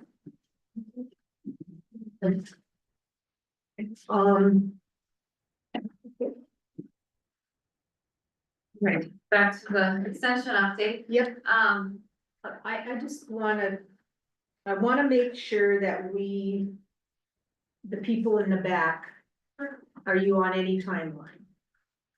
Okay, cause we still have about 20 minutes more of this business, could possibly be, okay? Okay, I just wanna be respectful of people's times that they're here, so go ahead, Pete. all right, without having an ag agent, to help staff our office, it's getting to really wear on myself and Sarah, because one of us has to always try to be there. So in September, she had a family situation arise, so she asked if she could have permission to go, and I had said yes, because you're gonna burn out if you are stuck here and can never take vacation, because my job calls me out of the office quite frequently, especially just in the fall. So she went, but I had agreed to go to this conference in Tucson, so knowing that we needed to keep the office open, we reached out to some different volunteers that we felt, or well, they're 4-H and fair volunteers, but we found Anna Ramsey and we felt we should pay her. So I just submitted the paperwork today to pay her for her time. So I apologize for maybe not going through that the most appropriately, but I didn't have a whole lot of time to work ahead. And then we've been working with Christie's personnel to get that taken care of. But with Thanksgiving coming up, that's the only family holiday that Sarah gets together with her family and would like to travel back home to Iowa, so she has asked for the whole week off. I have hoped to visit my brother-in-law in southern Minnesota, so I was hoping to be gone that Wednesday and following Friday. It's generally a quiet time in our office, so we are looking at with permission to hire Naomi and possibly one of her girls to cover those 2 days that our office would need to be open. Are you talking about Naomi Mirdo? Yes, thank you, I'm sorry. Naomi would cover Wednesday for sure, because her girls would be in school. That Friday, if we get 2 phone calls, that's a lot for us. It's generally very quiet in the office on that Friday. But we should stay within our line item for part-time help. But we are doing our best to cover things and respond to needs and keep carrying on all the things that we're used to doing. But it's getting to be very taxing on me. So I'm doing my best. But I've got a lot of flex time earned and I'm trying to use it, but it's tough because there's a lot of meetings and travel and whatnot. So I just wanted you guys to be aware of that. So would we be smart in hiring a part-time person till we get, I mean, We just close the office. I don't know, I'm just putting that out there. That's fine too, during the winter, of course, it's not as. And you will be taking care of things that need to be taken care of, Yes. you know, like. Pesticide, I don't know, whatever Well, else you have, That's another. you know, coming up. And, so I'm. With that, Madam Chair. anybody else have a? Yes, sure. I think closing, but I do think giving them an option for someone part-time is wise so that they can be out and we're not looking at closing every time. I mean, I'm on with Leslie and the NR agent is slow. I mean, we're still working to try to connect with someone, but they need someone, in my opinion, to be able to have a life outside of the office and we just not close it every time. So I'm for being able to have someone they can call on if they need to replace them. I know it's kind of a, you know, right now, but maybe you could come up with a plan and come back and let us know what, I don't know. Think about it and see. Yeah, we can do Cause that. we don't, yeah, we need you guys there and you guys need time off too. Yeah. So, we never know if a personal emergency comes up. And it could be a week or 2 weeks that one of you would have to take off. And there was a time where Yeah, Sarah had to go and was like, there's just not enough time to. and you know, I don't think. I mean, you call your portfolio holder and say, this is what has to be done. Don't ever feel guilty about that. But, I mean, as long as your portfolio knows that, that's. For good. your Yeah, for your relief and everything else, you got enough in your budget if you need part-time help. Yeah, and that's what You do it, yeah, right. yeah. why I even suggested Yeah, it, because. we don't want know burnout. that- So, Short of agents for so long. yeah, Oh, that's it. if you can come up with a plan or whatever, Okay. okay? Is that Well, Is that an agreement with the whole commission? Okay, Try to come up with something sure. for November, but, the next thing is, we have a terrible oil stain in our carpet and our carpet is just very dirty and, so under your direction, I had asked J Mart and B&D Flooring to prepare 2 quotes so that we could, replace the flooring in our office to try to keep up with maintenance. They came in higher than I wanted, but that's understandable. So I hope that, the information was forwarded to to all of you with both quotes. The J Mart one, because of how they like to do carpet and how it was done many years ago, the trim is an issue. So we would have. Are you talking about baseboard trim? Yeah. Okay, Yes, so right now, about 5 inches up is carpet, and then there's like an inch tall vinyl piece.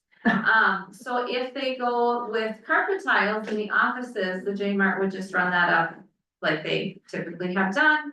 But it's not as easy to do in like the main reception area, where it does get a lot of traffic and mud and other items on the floor, so, they recommended having some trim pieces, so I contacted, Leon's Building Center, and Larissa had given me a quote of approximately $450 just for the trim. Labor would be on top of that to stain and varnish and then install that.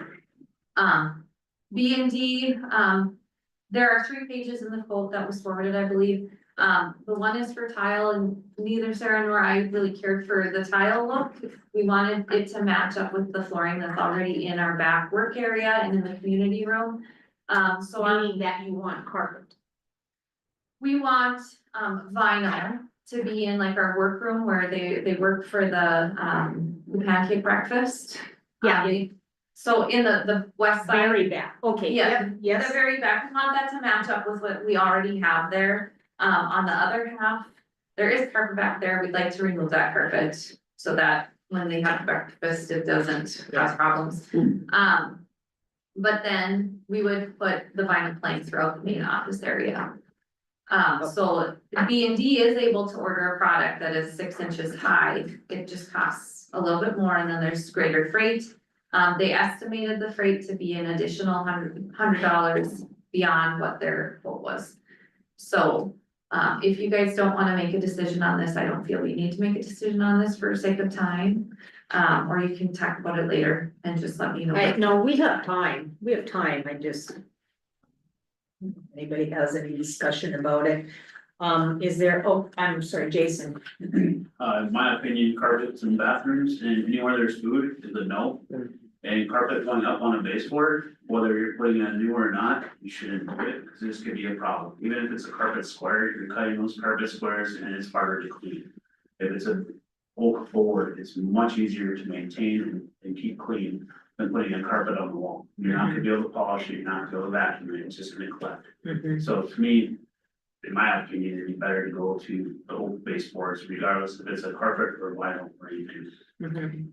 as far as the baseboard, I agree. Madam Chair, I don't oak, like, I guess I think of the vinyl baseboard as from a cleaning and just, you know, oak is something that from traffic to damage to maintenance, even start, you know, you can get a lot of variety of, I mean, this is what I have in my clinic, and I just think of from a space for baseboard wise, that's you put it on and you're mostly done, you know. Well, from- you're looking for a 6 inch, do they make that in 6 inch like this? The product that B and D Okay. can get, they Okay. do.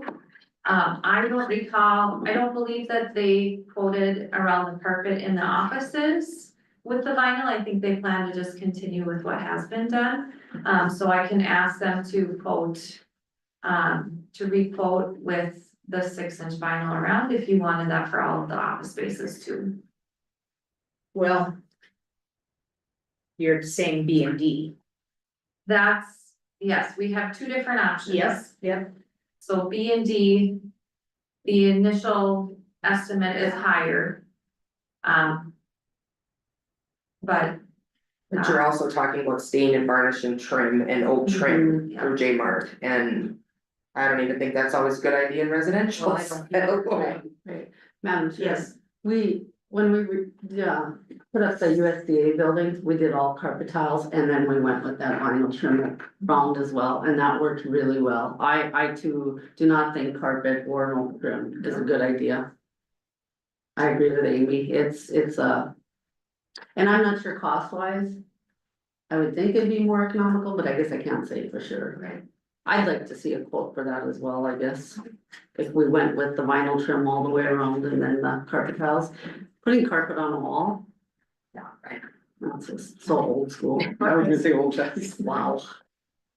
so I can ask B and D to redo the quote and then I'll bring it back to you guys. Okay, that's great. Okay, Not that we can't make a decision, but yeah, we would rather have that. I think you would be more satisfied with keeping that clean too, Amy. So J Mart, that's the only thing they can do, I mean, you can't get a quote between where B and D is, who's gonna be able to do what you're looking the for. vinyl, yes, Okay. Yeah. Okay. that's my understanding. Did they have any idea of when it could be done, or didn't you ask that? Because I know I asked- everybody is so busy. Denise, and she said, well, we're catching up, I said, what's the likelihood this could maybe be done in this calendar year? And she's like, well, can't give you a specific Yeah, and I answer, guess. but she was much more optimistic that it could be closer to Mhm. current, but, But then Perhaps you're that they're- working around any kind of training or anything you have coming up, right? potentially, yeah. Okay, Yeah. you know how to handle all that, Yeah. I don't even need to say. Tell that. Denise to tighten her pencil. Okay. Right. Yeah, And and I was pretty amazed at the price of all this. Yeah. So, kind of what we expected, we knew it would be expensive. but yeah, Pulling the carpet tile or the carpet up and then preparing it for the tile, I think is what, or the vinyl plank is what might get very expensive, so. Otherwise, for the 4-H, I just want to give you an update. We have 131 enrolled 4-Hers, and of those 131, we have 113 that are showing this year, either in statics or livestock or both. So it's been nice. 2020 was probably our biggest year for numbers, but because of COVID, we didn't have the greatest response or participation in our fair. So it's nice to see that we're rebuilding. So if you have the time, we'd love to have you over at the fair, walking around the exhibits, and then enjoying time in the barn. Luke's crew has done a really good job of trying to keep something going on at all times between the two, arenas, and it should be another great fair. And then you got- Saturday. Rodeo Saturday evenings. okay, any more questions for Katie? Okay, thank you. Thank you. for Sorry. coming. Good luck with the fair. Thank you. Okay, so next on our agenda is, a block grant. Jason, are you on any time frame? I'm supposed to be downstairs for a meeting at 11, but I can, What do you have left? I have authorization to hire and an update on time for the night. Let's do that quick. Okay. We have 2 minutes. They'll never get it done. No questions. Depends how many That's our- questions you yeah. guys have. Chop, huh? So for the authorization to hire, I have, as of this morning, I have 2 positions I'd like to retire. I need a position for an asphalt foreman and a position for the bridge crew. I had one gentleman, as of yesterday afternoon, has tendered his resignation. And I have another person I went to go work for another organization for more money and comparable benefits and things. So just looking for authorization to start hiring process. For those 2 positions, being winter is right around the corner. And George is still out with his broken leg. Oh, didn't know that. So move. Okay. We have a motion to allow hiring of these 2 positions. Second. Ernie, any more questions? Hearing none. Hearing none, I'll take the roll. Denny, Yes. Amy, Yes. Christie, Yes. Ernie. Yes. Myself, yes. Motion carried. The last thing is just to give an update on the County 9 Drain 48 bridge that's at Cashel. Starting on Monday, the road will be closed on County 9. The contractors related construction will start removing the bridge with the hopes that everything will be removed and ready for the following week of the 28th, when the concrete box culverts are delivered. They'll go right from the semis into the ground, so weather withholding, everything else is going, so that we could have that portion of number 9 put back on The drain is dry. right now, yes. Which will make it really nice for construction. Yeah. Okay, any more questions for Jason? I got a call yesterday, you were busy at the fair, you got township guy, I think he's on the township, but number 4, you guys bladed it. Yes, And he says he didn't have any qualms about the blading, he says his concern is we gotta look at it for more fabric and get that road firmer. we're looking at options. for Okay, that. so just wanted to pass it forward to you. Is that north, number North. 4, or south? North. North, from Cashel north, we have some. Oh, yeah. There's some poor drainage, There. there's some poor drainage there in the road, it just takes a beating Yeah. during harvest and So then that's, yeah, And we with gotta the look at. extra traffic from number 9 being closed, they're getting counted. Yeah, that's. And he didn't demand, he complimented you how you bladed, but like he said, it ain't lasting because it's so soft, and he just said, we gotta look at it this winter. Eric came back in, Sunday night to blade, I gave him permission because it was in such Yep. bad conditions, and today Steve is out there with Eric's blade to try and do something with Yeah. it. So we're moving people around to try and cover, we moved Bob over here to handle it one day or two, so we're doing what we can. When there's no base, Everyone's getting bladed. when there's no base, there's nothing you really can do but just fill in the holes again and hope for the best. County 6 from Voss to Forest River is getting pounded awful hard Yeah. this year as well, so the blades have been Mhm. having to focus more time this way. Okay, I think you wrapped up, Jason? Yep, that's all I have. Okay, let's take like a 2-minute break to go to the bathroom. What time do you sign on Thursday?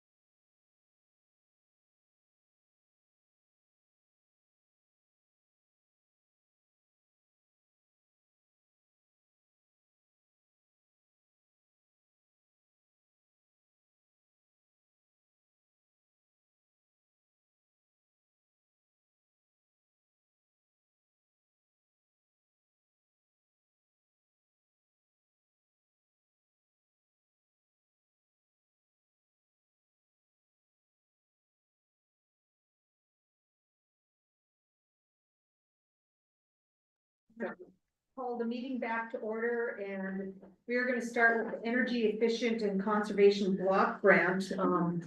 Because Jason is here, he needs to be, and then we'll move forward with the ARPA and JDA. Okay, I'll let you roll with that. Yep, so the county was awarded, I have on here $73,370, but I believe it's $75,370. $2,000, but I believe that's what it is, I'll verify, but anyway, we received this grant, it didn't seem like, there was a need for it, we didn't really understand, that they're pretty much giving us the money to do whatever we see fit, as long as it's affecting something energy related. I talked to Jason a few times. I don't think either one of us understood. So when I was talking with Stacy, I mentioned, we have this grant, granted, the deadline has changed twice. We thought we missed it 2 times. So October 31st supposedly is the final time, the deadline for it.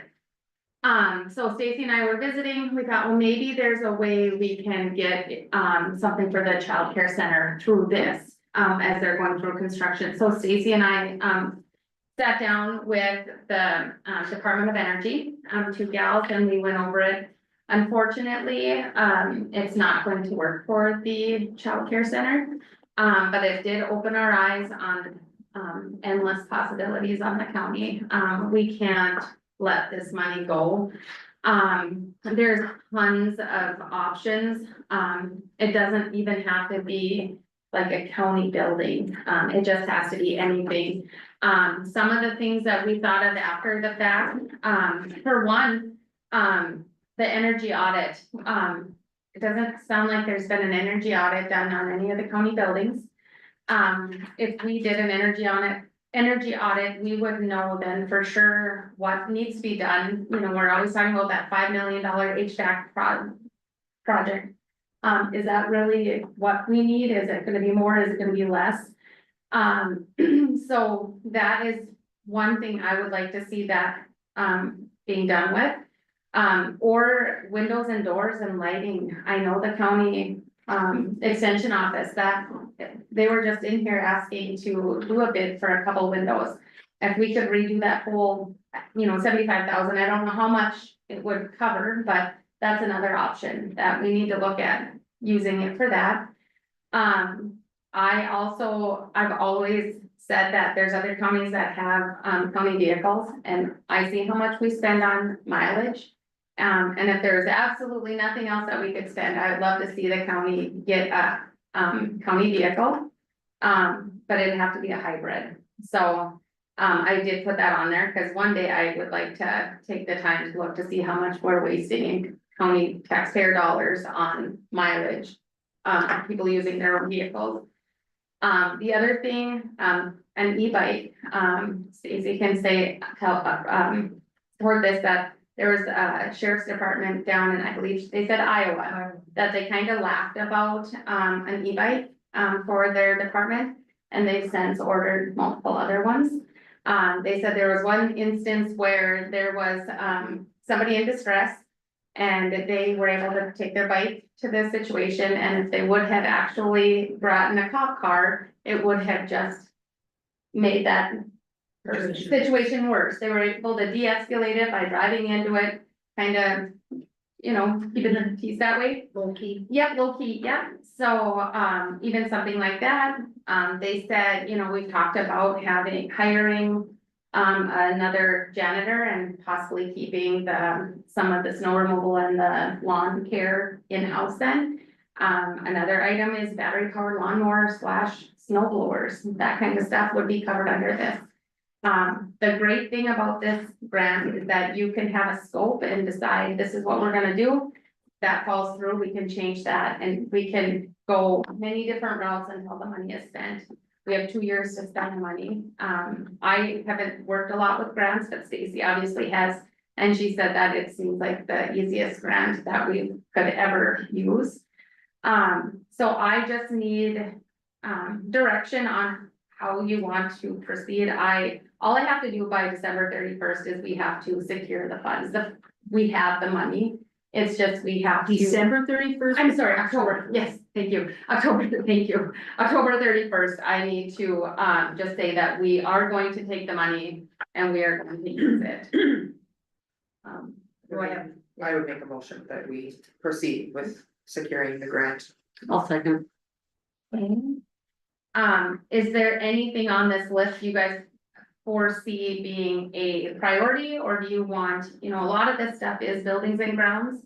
So I don't know if we want Jason to kind of look at what he could see the use for, or if I should, I don't know what direction. can you guys work together on it? I know that it has to be done by October 31st, so is it just a matter of filling some things out? You said it's not a very hard grant to do, but that has to be done, and you are busy with election, and Mhm. so working together, collaborating, I think that would be great. I Who's guess- first? Ernie. Yeah, okay. I guess I got concerns because I know how much trouble we have with our buildings, and to me, the top two are sort of my priorities right now. I agree. For sure, the energy audit is. Yeah, it's just anything to help us. Yep. Christie? I guess I feel this falls under buildings and grounds, and I appreciate all the work you did on it, Christie, but I feel this should Yep. be under Jason's.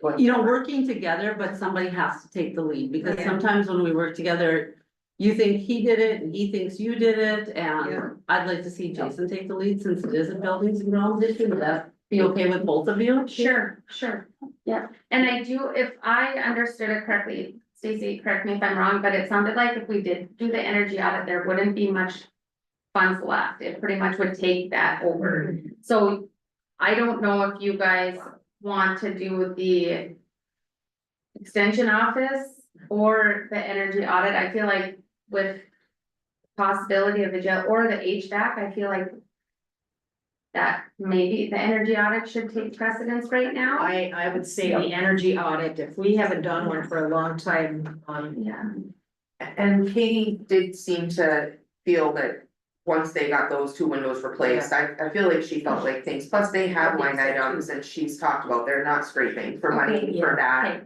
type of updates, so she seems to be very Yeah. on top of it. okay. I love the idea of a master plan of being able to really see where buildings and grounds are, so we can maybe stay ahead of things instead of surprises.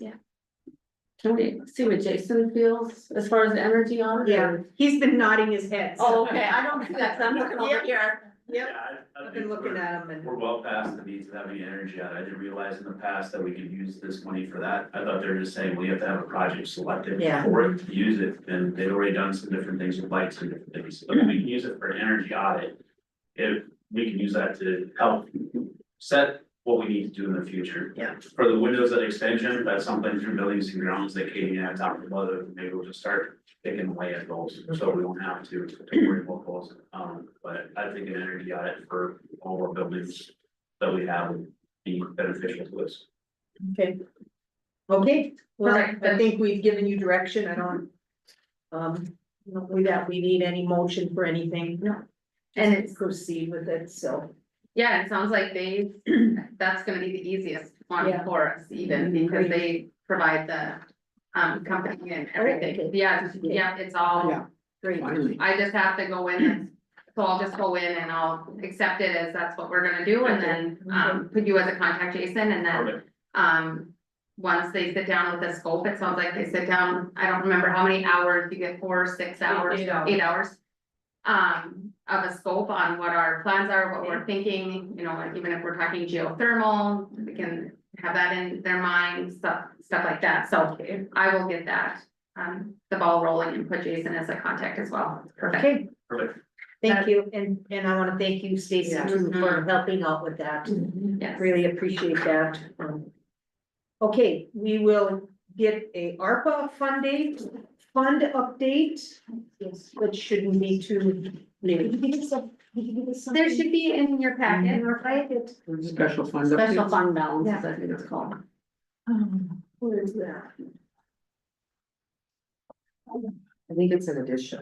It's in the body. Oh, there, I Yeah. got it, I got it. Okay. Okay, well, Stacy, you can come up if you'd like, and Mayor West if you're.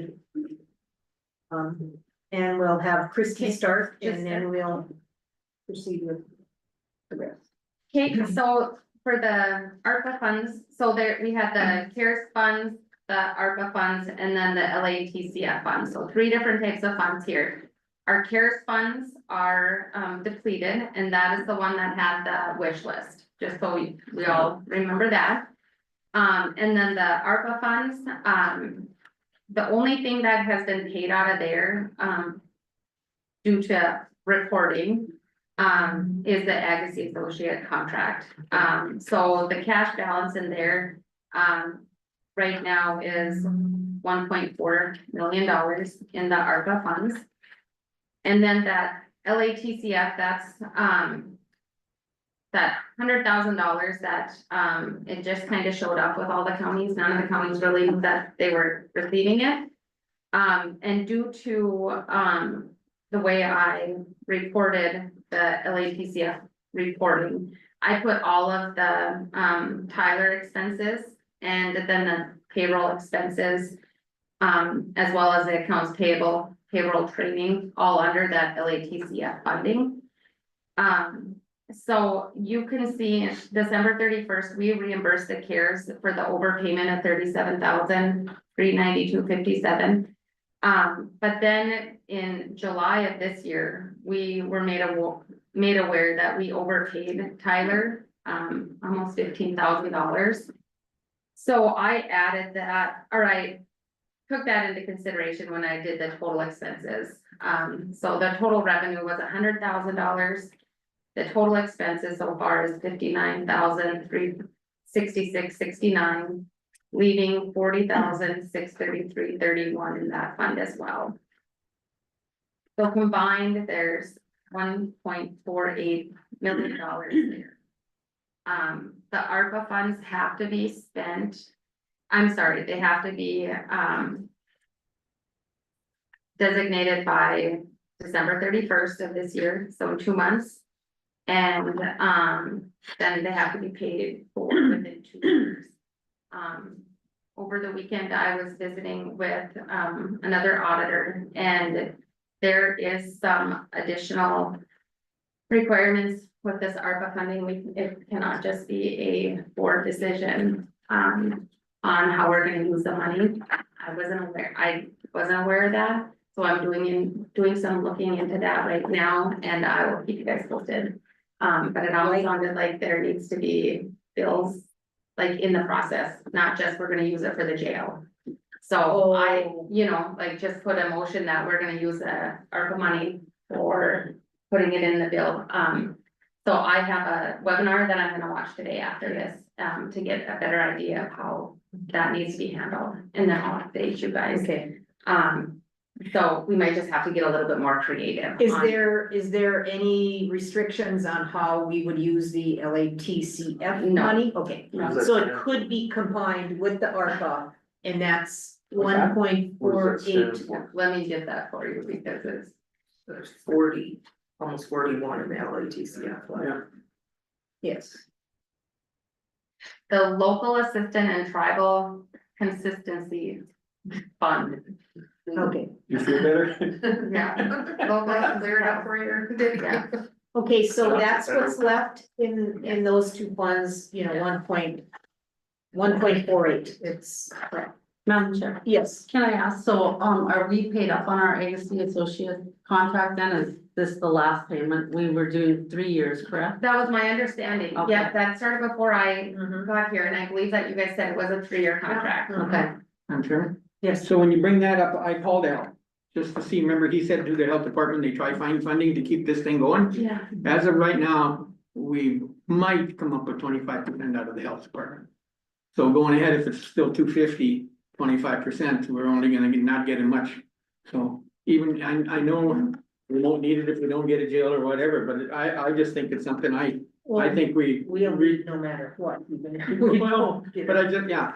I just think it's something that's move Yeah. forward, and I thought we'd get more money than he did too, but one of the grants that he applied for, it didn't fit or whatever, so. Yeah.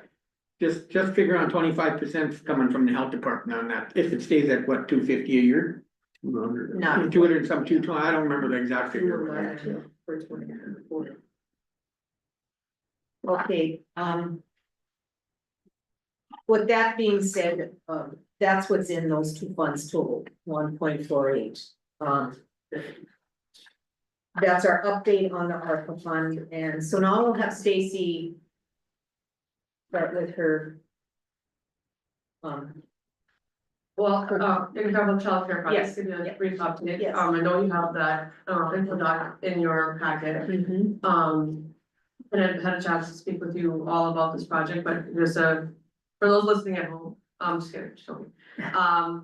Basically, we're under construction with the Walsh County Child Care Center project, through a partnership with the city of Grafton, we've been able to move forward.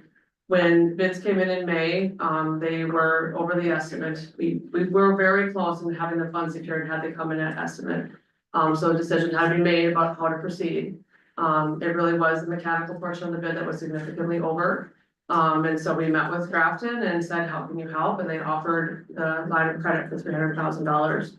0% interest basically to move forward. So essentially they're acting as a lender to be able to move forward. And we said we would work together to try to raise that gap, and through continued grant writing and conversations with businesses and industry, because honestly, this project all came because the two things we hear continuously from our employers are we need housing, we need childcare. There are a significant barrier to workforce recruitment and retention, and this was an attempt to help lift that burden. And it's not going to take away all of the burden, but it's going to be a start.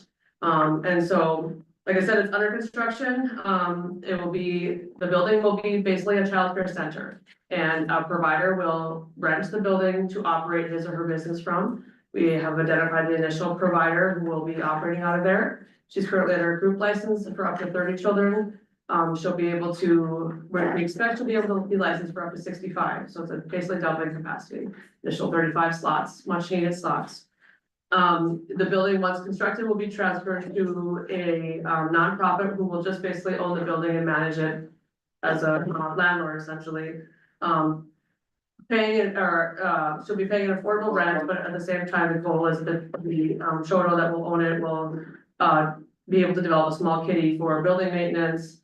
But if the appliances would be part of the building, if appliances get replaced somewhere down the line, those types of things.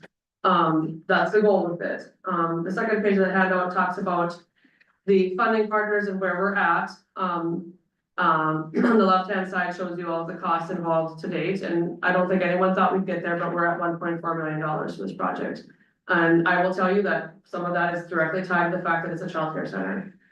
There are specific things that we have to put in the building because it's a childcare center. The HVAC had to be replaced, for example, because it's going from an office building of 8 people, adults sitting at a desk, to 65 kids not sitting at desks.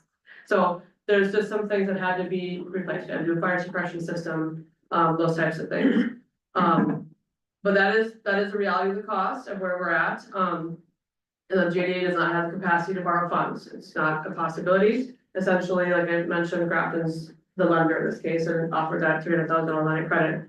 And then last night, the city council was asked to consider basically $100,000 of that $300,000 turning it into what we're calling a challenge grant to help spur the private sector donations and contributions, and they did agree to that. So that basically will be $100,000, that $300,000 will be cash towards the project as we fundraise.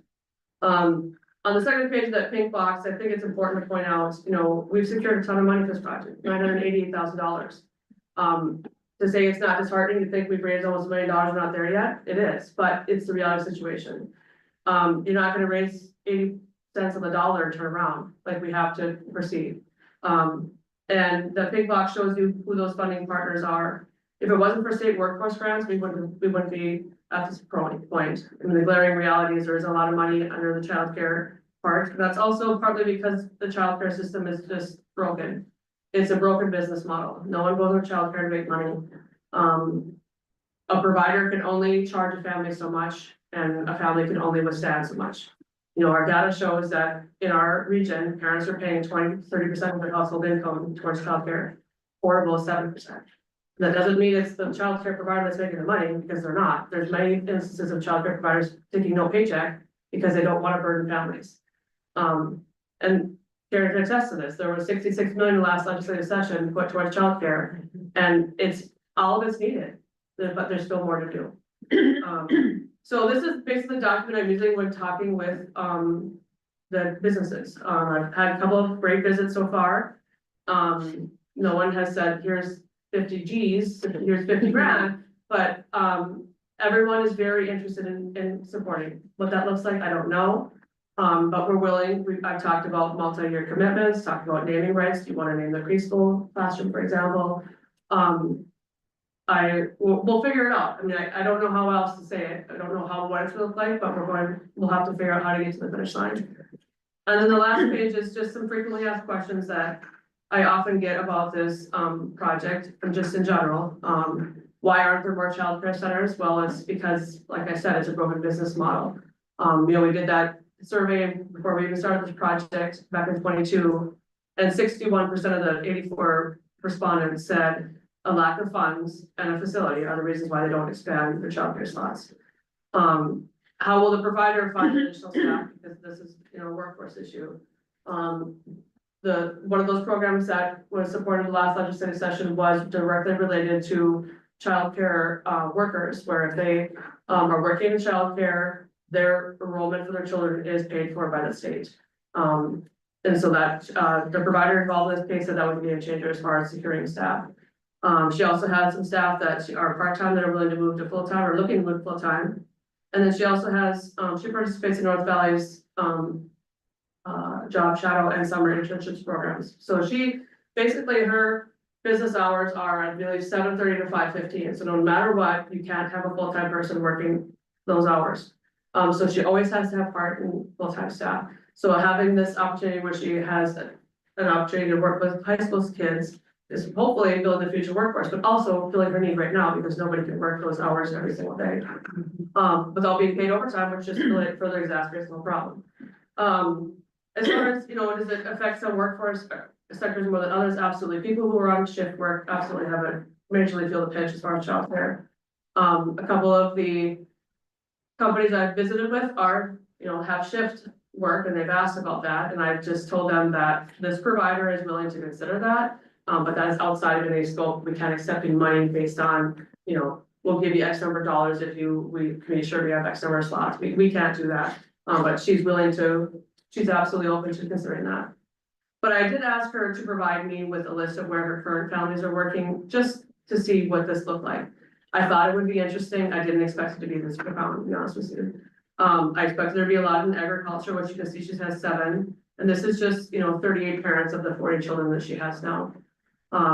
She has a significant number in health and human services. So those are folks who work in direct care, not long-term care, but like REM, LCC, childcare.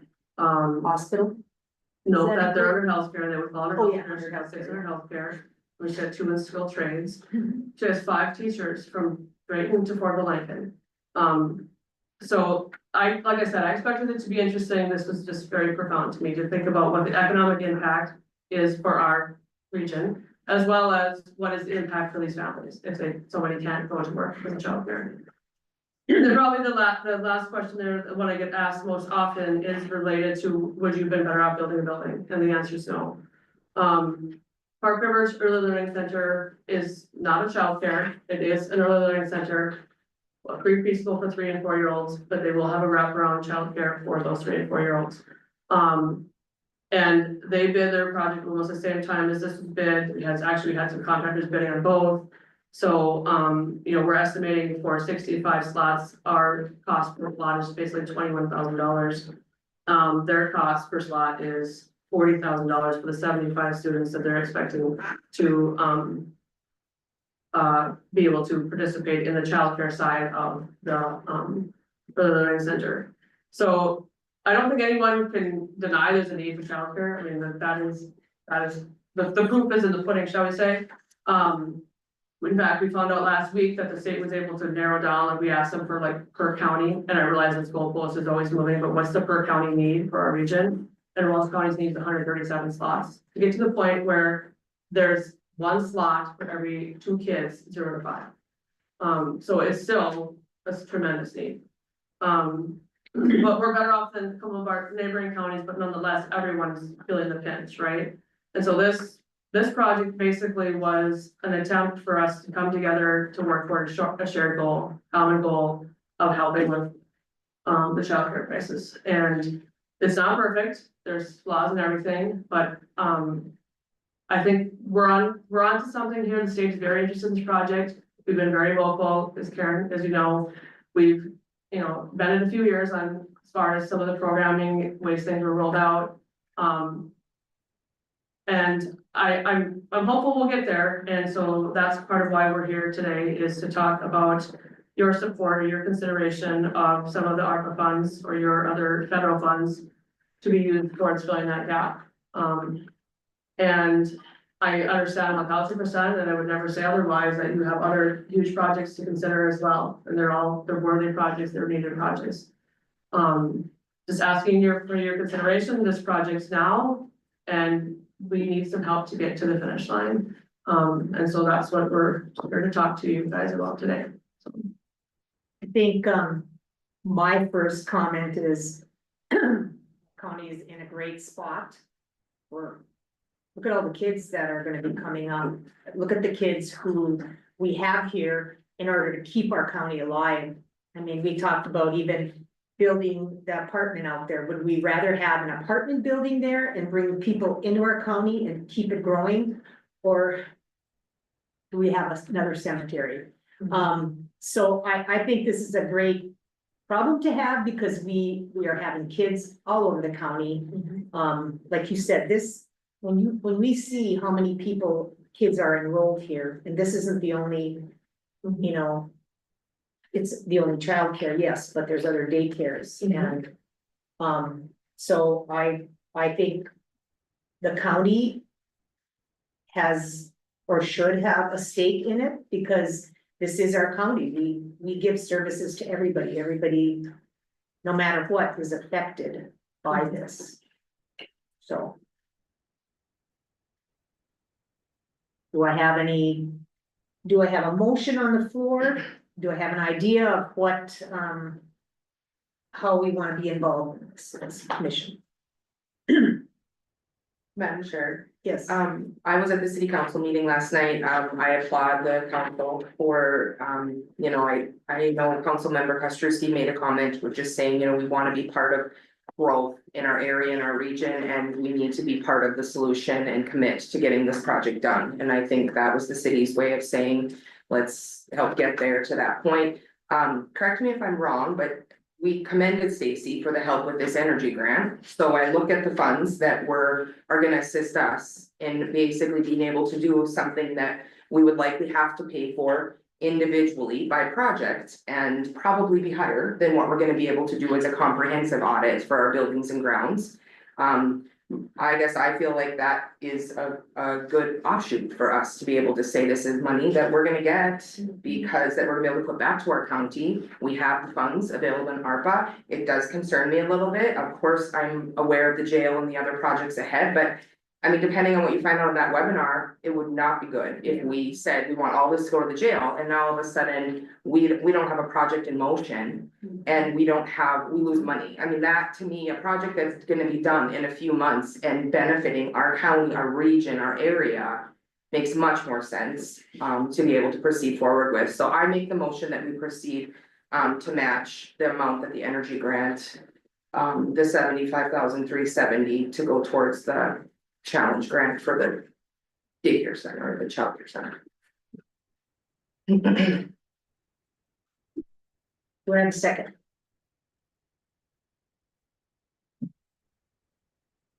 Do I have a second to that motion? One more time, do I have a second? No second, the motion fails. Madam Chair, Yes. how did Parker refund theirs? So Parker, is, well, like I said, it's an early learning center, so theirs is really related to education. But they were able to secure a grant through USDA. They had to have a utility partner, which is Polar. They also used some of their same grant programs that we used. In fact, I worked with Aaron to, I let him know about them. I said who you should contact, told him to apply for the max. And then they also secured some local, contributions as well. So they're there. They have their money based on their, you know, their estimates as well. So Don't they have a loan through the Bank of North Dakota too? I think I was told that they do. I'm not aware of that. They have technically the Maybe the loan guy was wrong. through USDA. Okay, maybe that's, okay. Yes, they I have don't technically, remember them being there, no, groundbreaking, so. no, I believe they do have technically Okay. one through USDA, but they had to have a utility partner, which is Yeah. Polar. Madam Chair, Yes, that money that we designated for the incubator, has that been spent? It has not, so it's sitting there, but that project is proceeding. So, but if for some reason it didn't, that money would be available How for, much is that? I think the JDA committed 150 over 2 years, so 75 over 2 years. How's that proceeding, that project? So it's back into the, well, basically it's getting the federal partner to agree to the rebidding process that is preferred at this point, because it's been bid twice, it hasn't been successful, so it's basically getting the federal partner, which is the bulk of the money, to agree to a different type of bidding in order to proceed, so. Madam Chair. yes, Well, I agree, Stacy, that childcare is very, very important, and I'd like to support it as much as we can. I do feel that, you know, our taxpayers have supported it with the 215,000 that we put through JDA, right? Correct. You know, as far as our ARPA funds, I don't see those going for a jail because we're not at that point yet.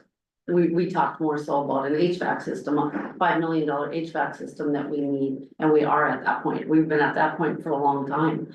1.4 that's a drop in the bucket when you need 5 million. So to me, it's a little hard to part with those funds when we need them for the county, because if we don't have those funds, then we're gonna have to go to the taxpayers to get the funds somehow. The other concern I have is, you know, we didn't put any JDA money or any county money towards the Parker Ridge Child Care Center. We have put 215 towards the Grafton Child Care Center, so. But it is the Walsh County Child Care Center, and it is going to, it's not, what I would like to see is all of us to try to think of it not so geographically. Because the impact is far beyond the city of Grafton. And yes, there wasn't any money put into Park Rivers, but they didn't need it. They were able to secure it in another way. This project got started because it was a way to address a need. And no, there is no childcare project in the state of North Dakota or anywhere else like this, where there aren't multiple public, private, everybody partners. Like I said, this is a broken business model. These things don't happen without collaboration. I guess, I'm like, I got a little bit concerned, but I'm more concerned. Probably at our November vote. Taxes go away, if our road and bridge, our 10 mills goes away, that's what's concerning to me right now. And I'm with the ARPA money, to me, we're gonna need every inch and every penny there, if that 10 mills goes. We're gonna be hurt, and I guess what I'm saying is, do you need the commitment now, or can we wait to see what happens with the vote? Cause I'd feel a little more easier if the 10 mills comes to us and we don't need it, that we can, you know, and I'm not saying money value, 10, 20, 30,000. Anything helps, but right now, that's where I'm uncomfortable at is because of that vote, or property tax goes away. Property tax, what's the city of Grafton gonna do if property tax goes away? What are we gonna do? What's Parker gonna do?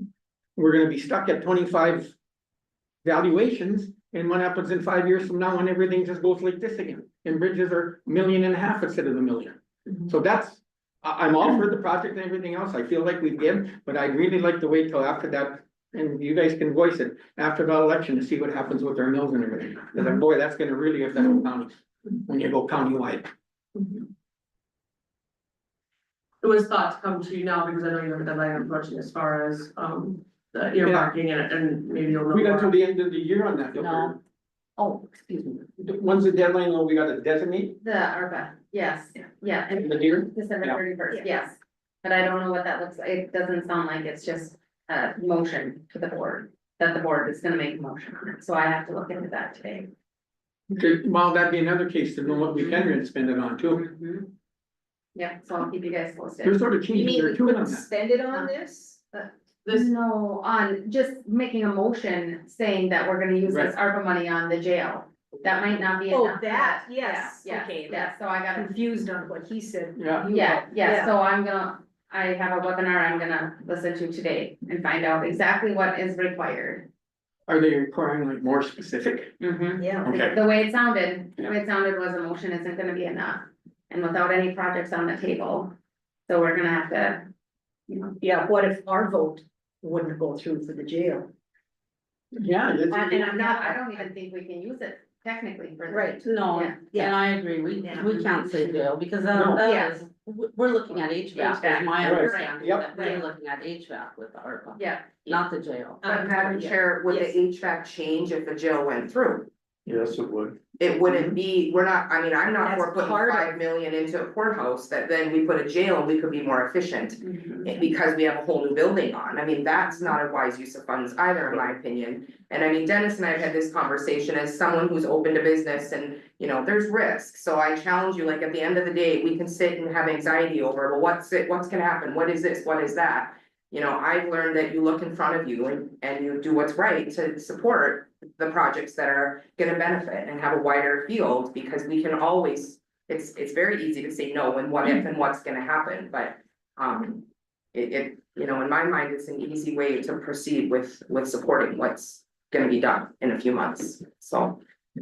Can I offer one other thought, just because you've Yes. just voted on this energy audit, Mhm. that will help you tell you exactly what needs to be done. Yeah. That's not gonna be done in the next 2 months, No, No, so. can I entertain another motion with the lower amount? I don't know, I'm just trying to. Stacy, when you say, I mean, like Ernie, you made a comment, you'd like to see what the election, you know, from a perspective of coming back to the county before the end of the year, are we in a more comfortable space maybe to? I mean, there's a lot that has to happen, the election has to happen, the ARPA funds have to be designated, so we're gonna have to make a decision, but at least then to keep it open instead of nothing. oh yeah, I'm not against not giving them nothing, I think it's a great need and everything else, but I just. Cause I sit on the portfolio of the highway and I look what's happening and get more of the stuff, just the railings getting torn off and stuff like this. The amount, even our signage. You listened to them this morning, what's our inspections costing us? $150-some thousand. We never used to have those bills. And that's sort of what concerns me if them 10 mills go away. I don't know what the heck we're gonna do. And I just sit on one portfolio, you know, you guys all got different portfolios and concerns, and I'm sure there's wish lists with everybody else, but that highway, that 10 mils to me is a big deal. Are you thinking that's not gonna pass? I'll tell you what, there's a lot of people out there that are number 4 in them 10 mils, and it's just like, well, we're But overtaxed, they're two but separate. they're over property I tax. understand that, That but was 600-some thousand, 660,000. 660. Yeah. And their attitude is, and I don't wanna pick on the legislature, Karen, but No, they that's- wanna send a message to the legislatures that, you know what, it's time you do something with the legacy. And give the counties money. Yeah, yeah. and so I don't know where it's gonna go, it just scares me. I'm hoping 4 goes down and they pass the 10 mils, then we're sitting in a lot better place to make our judgment. What's the biggest cost to our county? Our buildings and our infrastructure, and it's roads and bridges. And they're just going every day, he comes in, we close one and take it to 510 and this done. I don't know where we're gonna come up with the money, even if it does pass. So I don't know. And like I said, I'm for the project, I support it, but I just wanna see what happens with those two, cause I think it's gonna be a telling factor. I'll feel a lot easier if they pass to give them money, that's for sure. Yeah, I don't have the answer.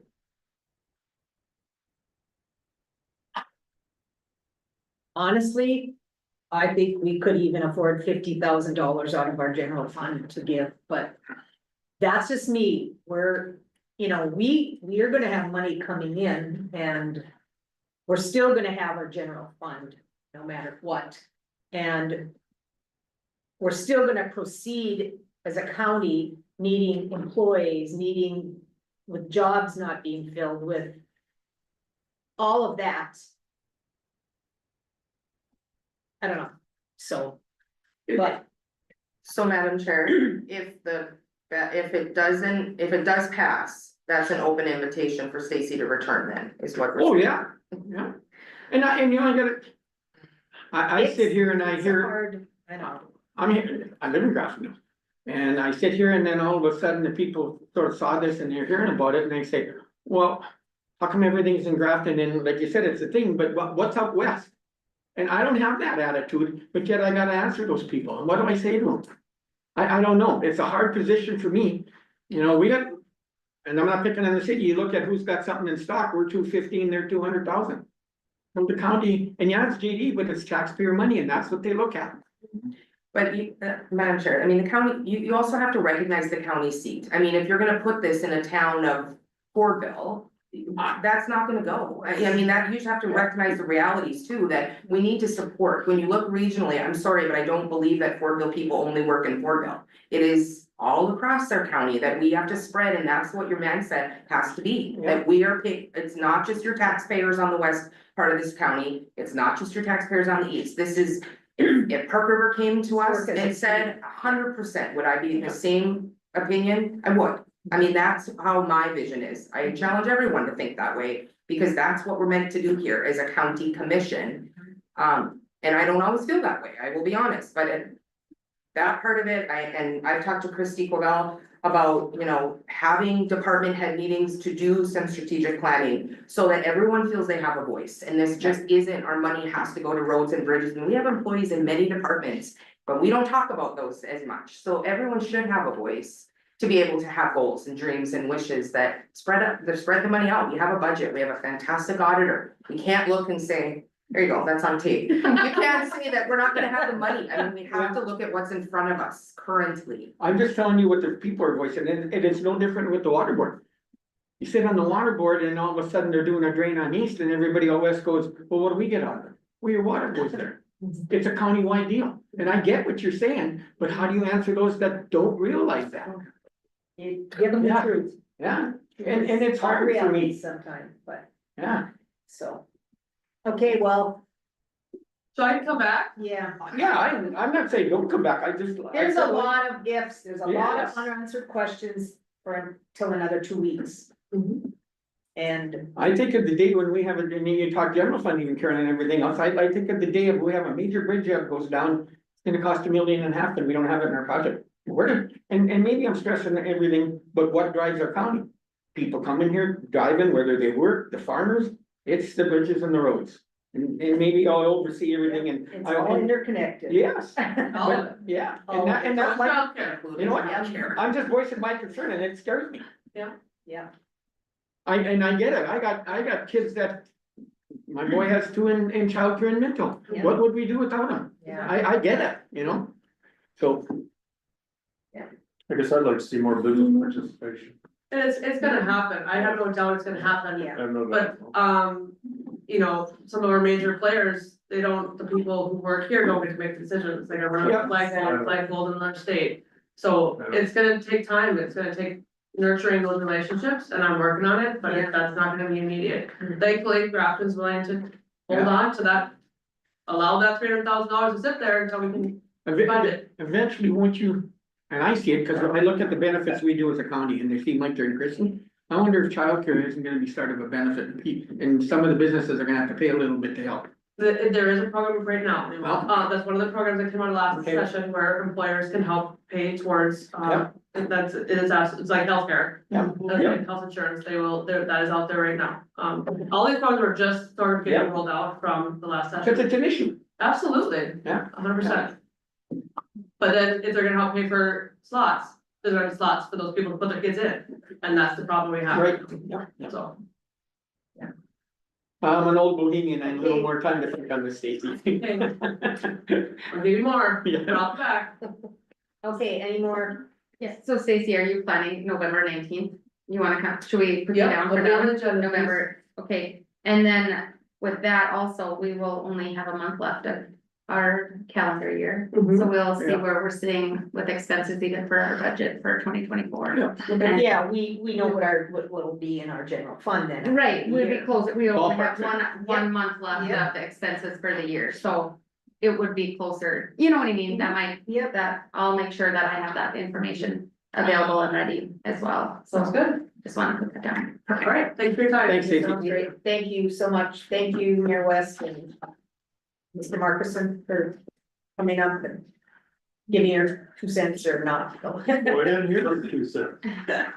So, Well, pretty much what she said, but I will say this, I'm a relatively new JE board member. And when I came on, this project was in the middle, it had been started, but it is developing. And I'll be doing some inspection over there now and kind of enjoy that. But one of the questions I did ask was probably what seems to be in back of some of your minds. And I said, how come we're only putting this in Grafton? And the opportunity was, the answer was given was the opportunity was given to the whole county. Yeah. Anybody that wanted to show interest could have done so. yep. And Amber was the only one I think that responded. That could meet the time, that could meet the grant timeline. Yeah. And there were buildings that were looked at in Park River, it didn't work out, this is where we ended up. Because of the building logistics as well as what Amy was shared, Okay. and we have to look at where the population base is. And you, when you talk about the building logistics, explain that, because I've had just in the last couple of days, a couple people say, are they crazy putting that on Main Street? And I'm like, well, they're not gonna let the kids run out on Main Street. No, it'll be, So just, there's required to have a fenced in play area. yeah, There'll be actually 2, one for infants and one for the older kids. And Mayor West was involved before I was, as far as the building selection part got, but I believe this was the 5th or 6th building just in Grafton they got looked at. There were buildings elsewhere that got looked at as well, because you have to have somewhat of a blank slate to work from to meet the childcare requirements. You can't have steps, you can't, Yep. but you can, but you know, you want to eliminate as many barriers as possible. So there were many other buildings that were looked at. This is the one that they landed on. And for those people who I've been asked the same question, like, are you crazy? Okay, a couple things. So Marvin has donated the windows for the front and they're gonna go down to 18 inches off the ground so that the kids can see out. That's also going to add an opportunity for this to be reach the higher level on the quality scale for childcare as well. And what kid isn't gonna love to be watching out the window, all of the trucks and army equipment, you know, whipping up and down the road, number one. Number two, it's also gonna add vibrancy to downtown Grafton. There are gonna be kids walking from the childcare to the park, to the pool, to whatever. They'll safely set up a lemonade stand somewhere. I know they will. And it's going to add a different piece to downtown that we aren't used to, and that's okay. It's actually great, honestly. So, they'll be able to take field trips and go to Morgan Printing and see all the newspaper customers. There's a lot of benefits to it being on Hill Avenue. Is it ideal? No, but I guess that's the verdict's out of that, but, you know, there are benefits to it being downtown as well. So, And there is the south side of the building, they have made that a pickup point. So it's not people parking Yeah, on it's Main not- Street and taking them out the front door correct, to the front street. door will be an exit only for fire. Yeah. There'll be a new south entrance that will be used for, drop off and pick up. Exposure never hurts. Right. Yeah. Anything else that's allowed? I just wanna reiterate, you know, you guys' concern about budgets or whatever, and we're the same thing at the city. I mean, nobody's just sitting here flush with money with things that go out the window at projects. And we had quite a bit of conversation last night and previous month before about the project and whatnot. And I shared this with Karen yesterday as we were doing the groundbreaking for the apartments deal. That one thing I throw at the city council is, you know what, if we're taxed with as a board to facilitate, to make sure that our communities are in position to grow and to do better for them. And if we're not willing, as a board, if we're not willing to invest in our community, the only things that do grow in our community are cemeteries. That is 100% fact. And you look at any small town, if they're not growing, it's true, the thing that's filling up is a cemetery. So I taxed my board last night with they're getting their rebuttal back. That one invests $200,000. We got 100. We were not done either. well, But thank you guys, yeah. It is challenging, it's Yeah. always challenging, and it's hard to pick projects, because we got 110 miles of streets or whatever. Every year that, you know, Yeah. it doesn't change, it always needs to be done, but it's, we do it by priority, we do it by what's in front of us, some of what's in front of us that needs to be done today. And, you know, we hope that the legislature and defense, hopefully that they take heed to measure forward and Yep. they come up to their solution. They've been warned many years, many biennia about things that need to happen. For 12 years, A little bit different. over 12 years. They haven't, they keep Well, coming with the same. They've done some, I'm gonna give them some credit, I But mean, not enough, yeah. but, you know, And that's that's, not enough with what's in there, what's in the coffers. when you asked me about it, and I said, that's the thing that scares me, the 4 older people that voted almost all the time to support us. They said, I might vote against this time just to send a message, and I said, be careful, you're sending the wrong message, if this fails, then what's your local gonna do? So I had them thinking at least, I hope they don't vote against it, But but I don't think Measure 4 will pass, but I think something drastic has to happen. exactly, if something don't happen, then we're, yeah. It's coming back. There's a lot of talk about what's gonna happen Yeah. there, whether it, you know, And I think Grafton, when I bring up the point of it's the original county seat, but gosh, not to pick on Fordville, but at the same point, I look at the town of Fordville and how much has happened, like they have a beautification committee. So many young people that are pouring back, Hoople, another great example. If Grafton's the county seat and we have manufacturing, Marvin, and that's where people work. But maybe they don't live here. I mean, maybe they choose to live in Hoople or Fordville, these smaller towns, but guess what? Having daycare where you work, so that when you leave work at 5:15, you can pick up your kids and it's not, I have to leave, I have to get 30 minutes away. I mean, that's another way to look at it. It doesn't mean that just because the center's here, that people won't still move to the smaller communities because that's where they wanna live. This is even too big for The them. data of our current families completely supports that. There's plenty of families who don't live here. They live somewhere else, but they work around here. And so that they choose a childcare option that's closest to where they work. sure. Closer to 50% of our workforce comes from outside of Grafton, from Grand Forks, from my wife's office scale comes from Fordville, and her mother comes, they are moving others. I mean, there's quite a bit of inflow. Okay, well, like I said, I appreciate you guys coming in and, we'll just keep it on the table. That's great, thank you. Okay. Dennis, there's 2 openings on the highway department. Well, actually, there's 3. Well, yeah. Maintenance, Because this- buildings and grounds. Yeah.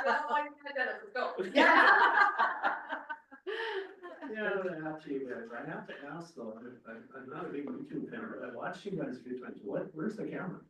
Right there. The owl, right there, Really?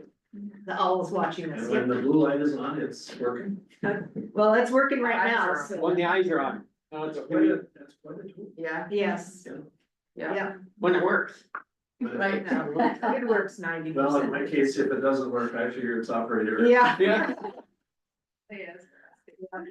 Thanks, Dennis. Okay, well,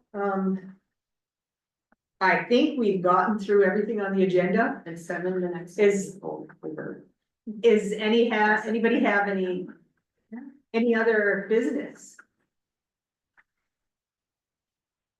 Well, if there's no other business, this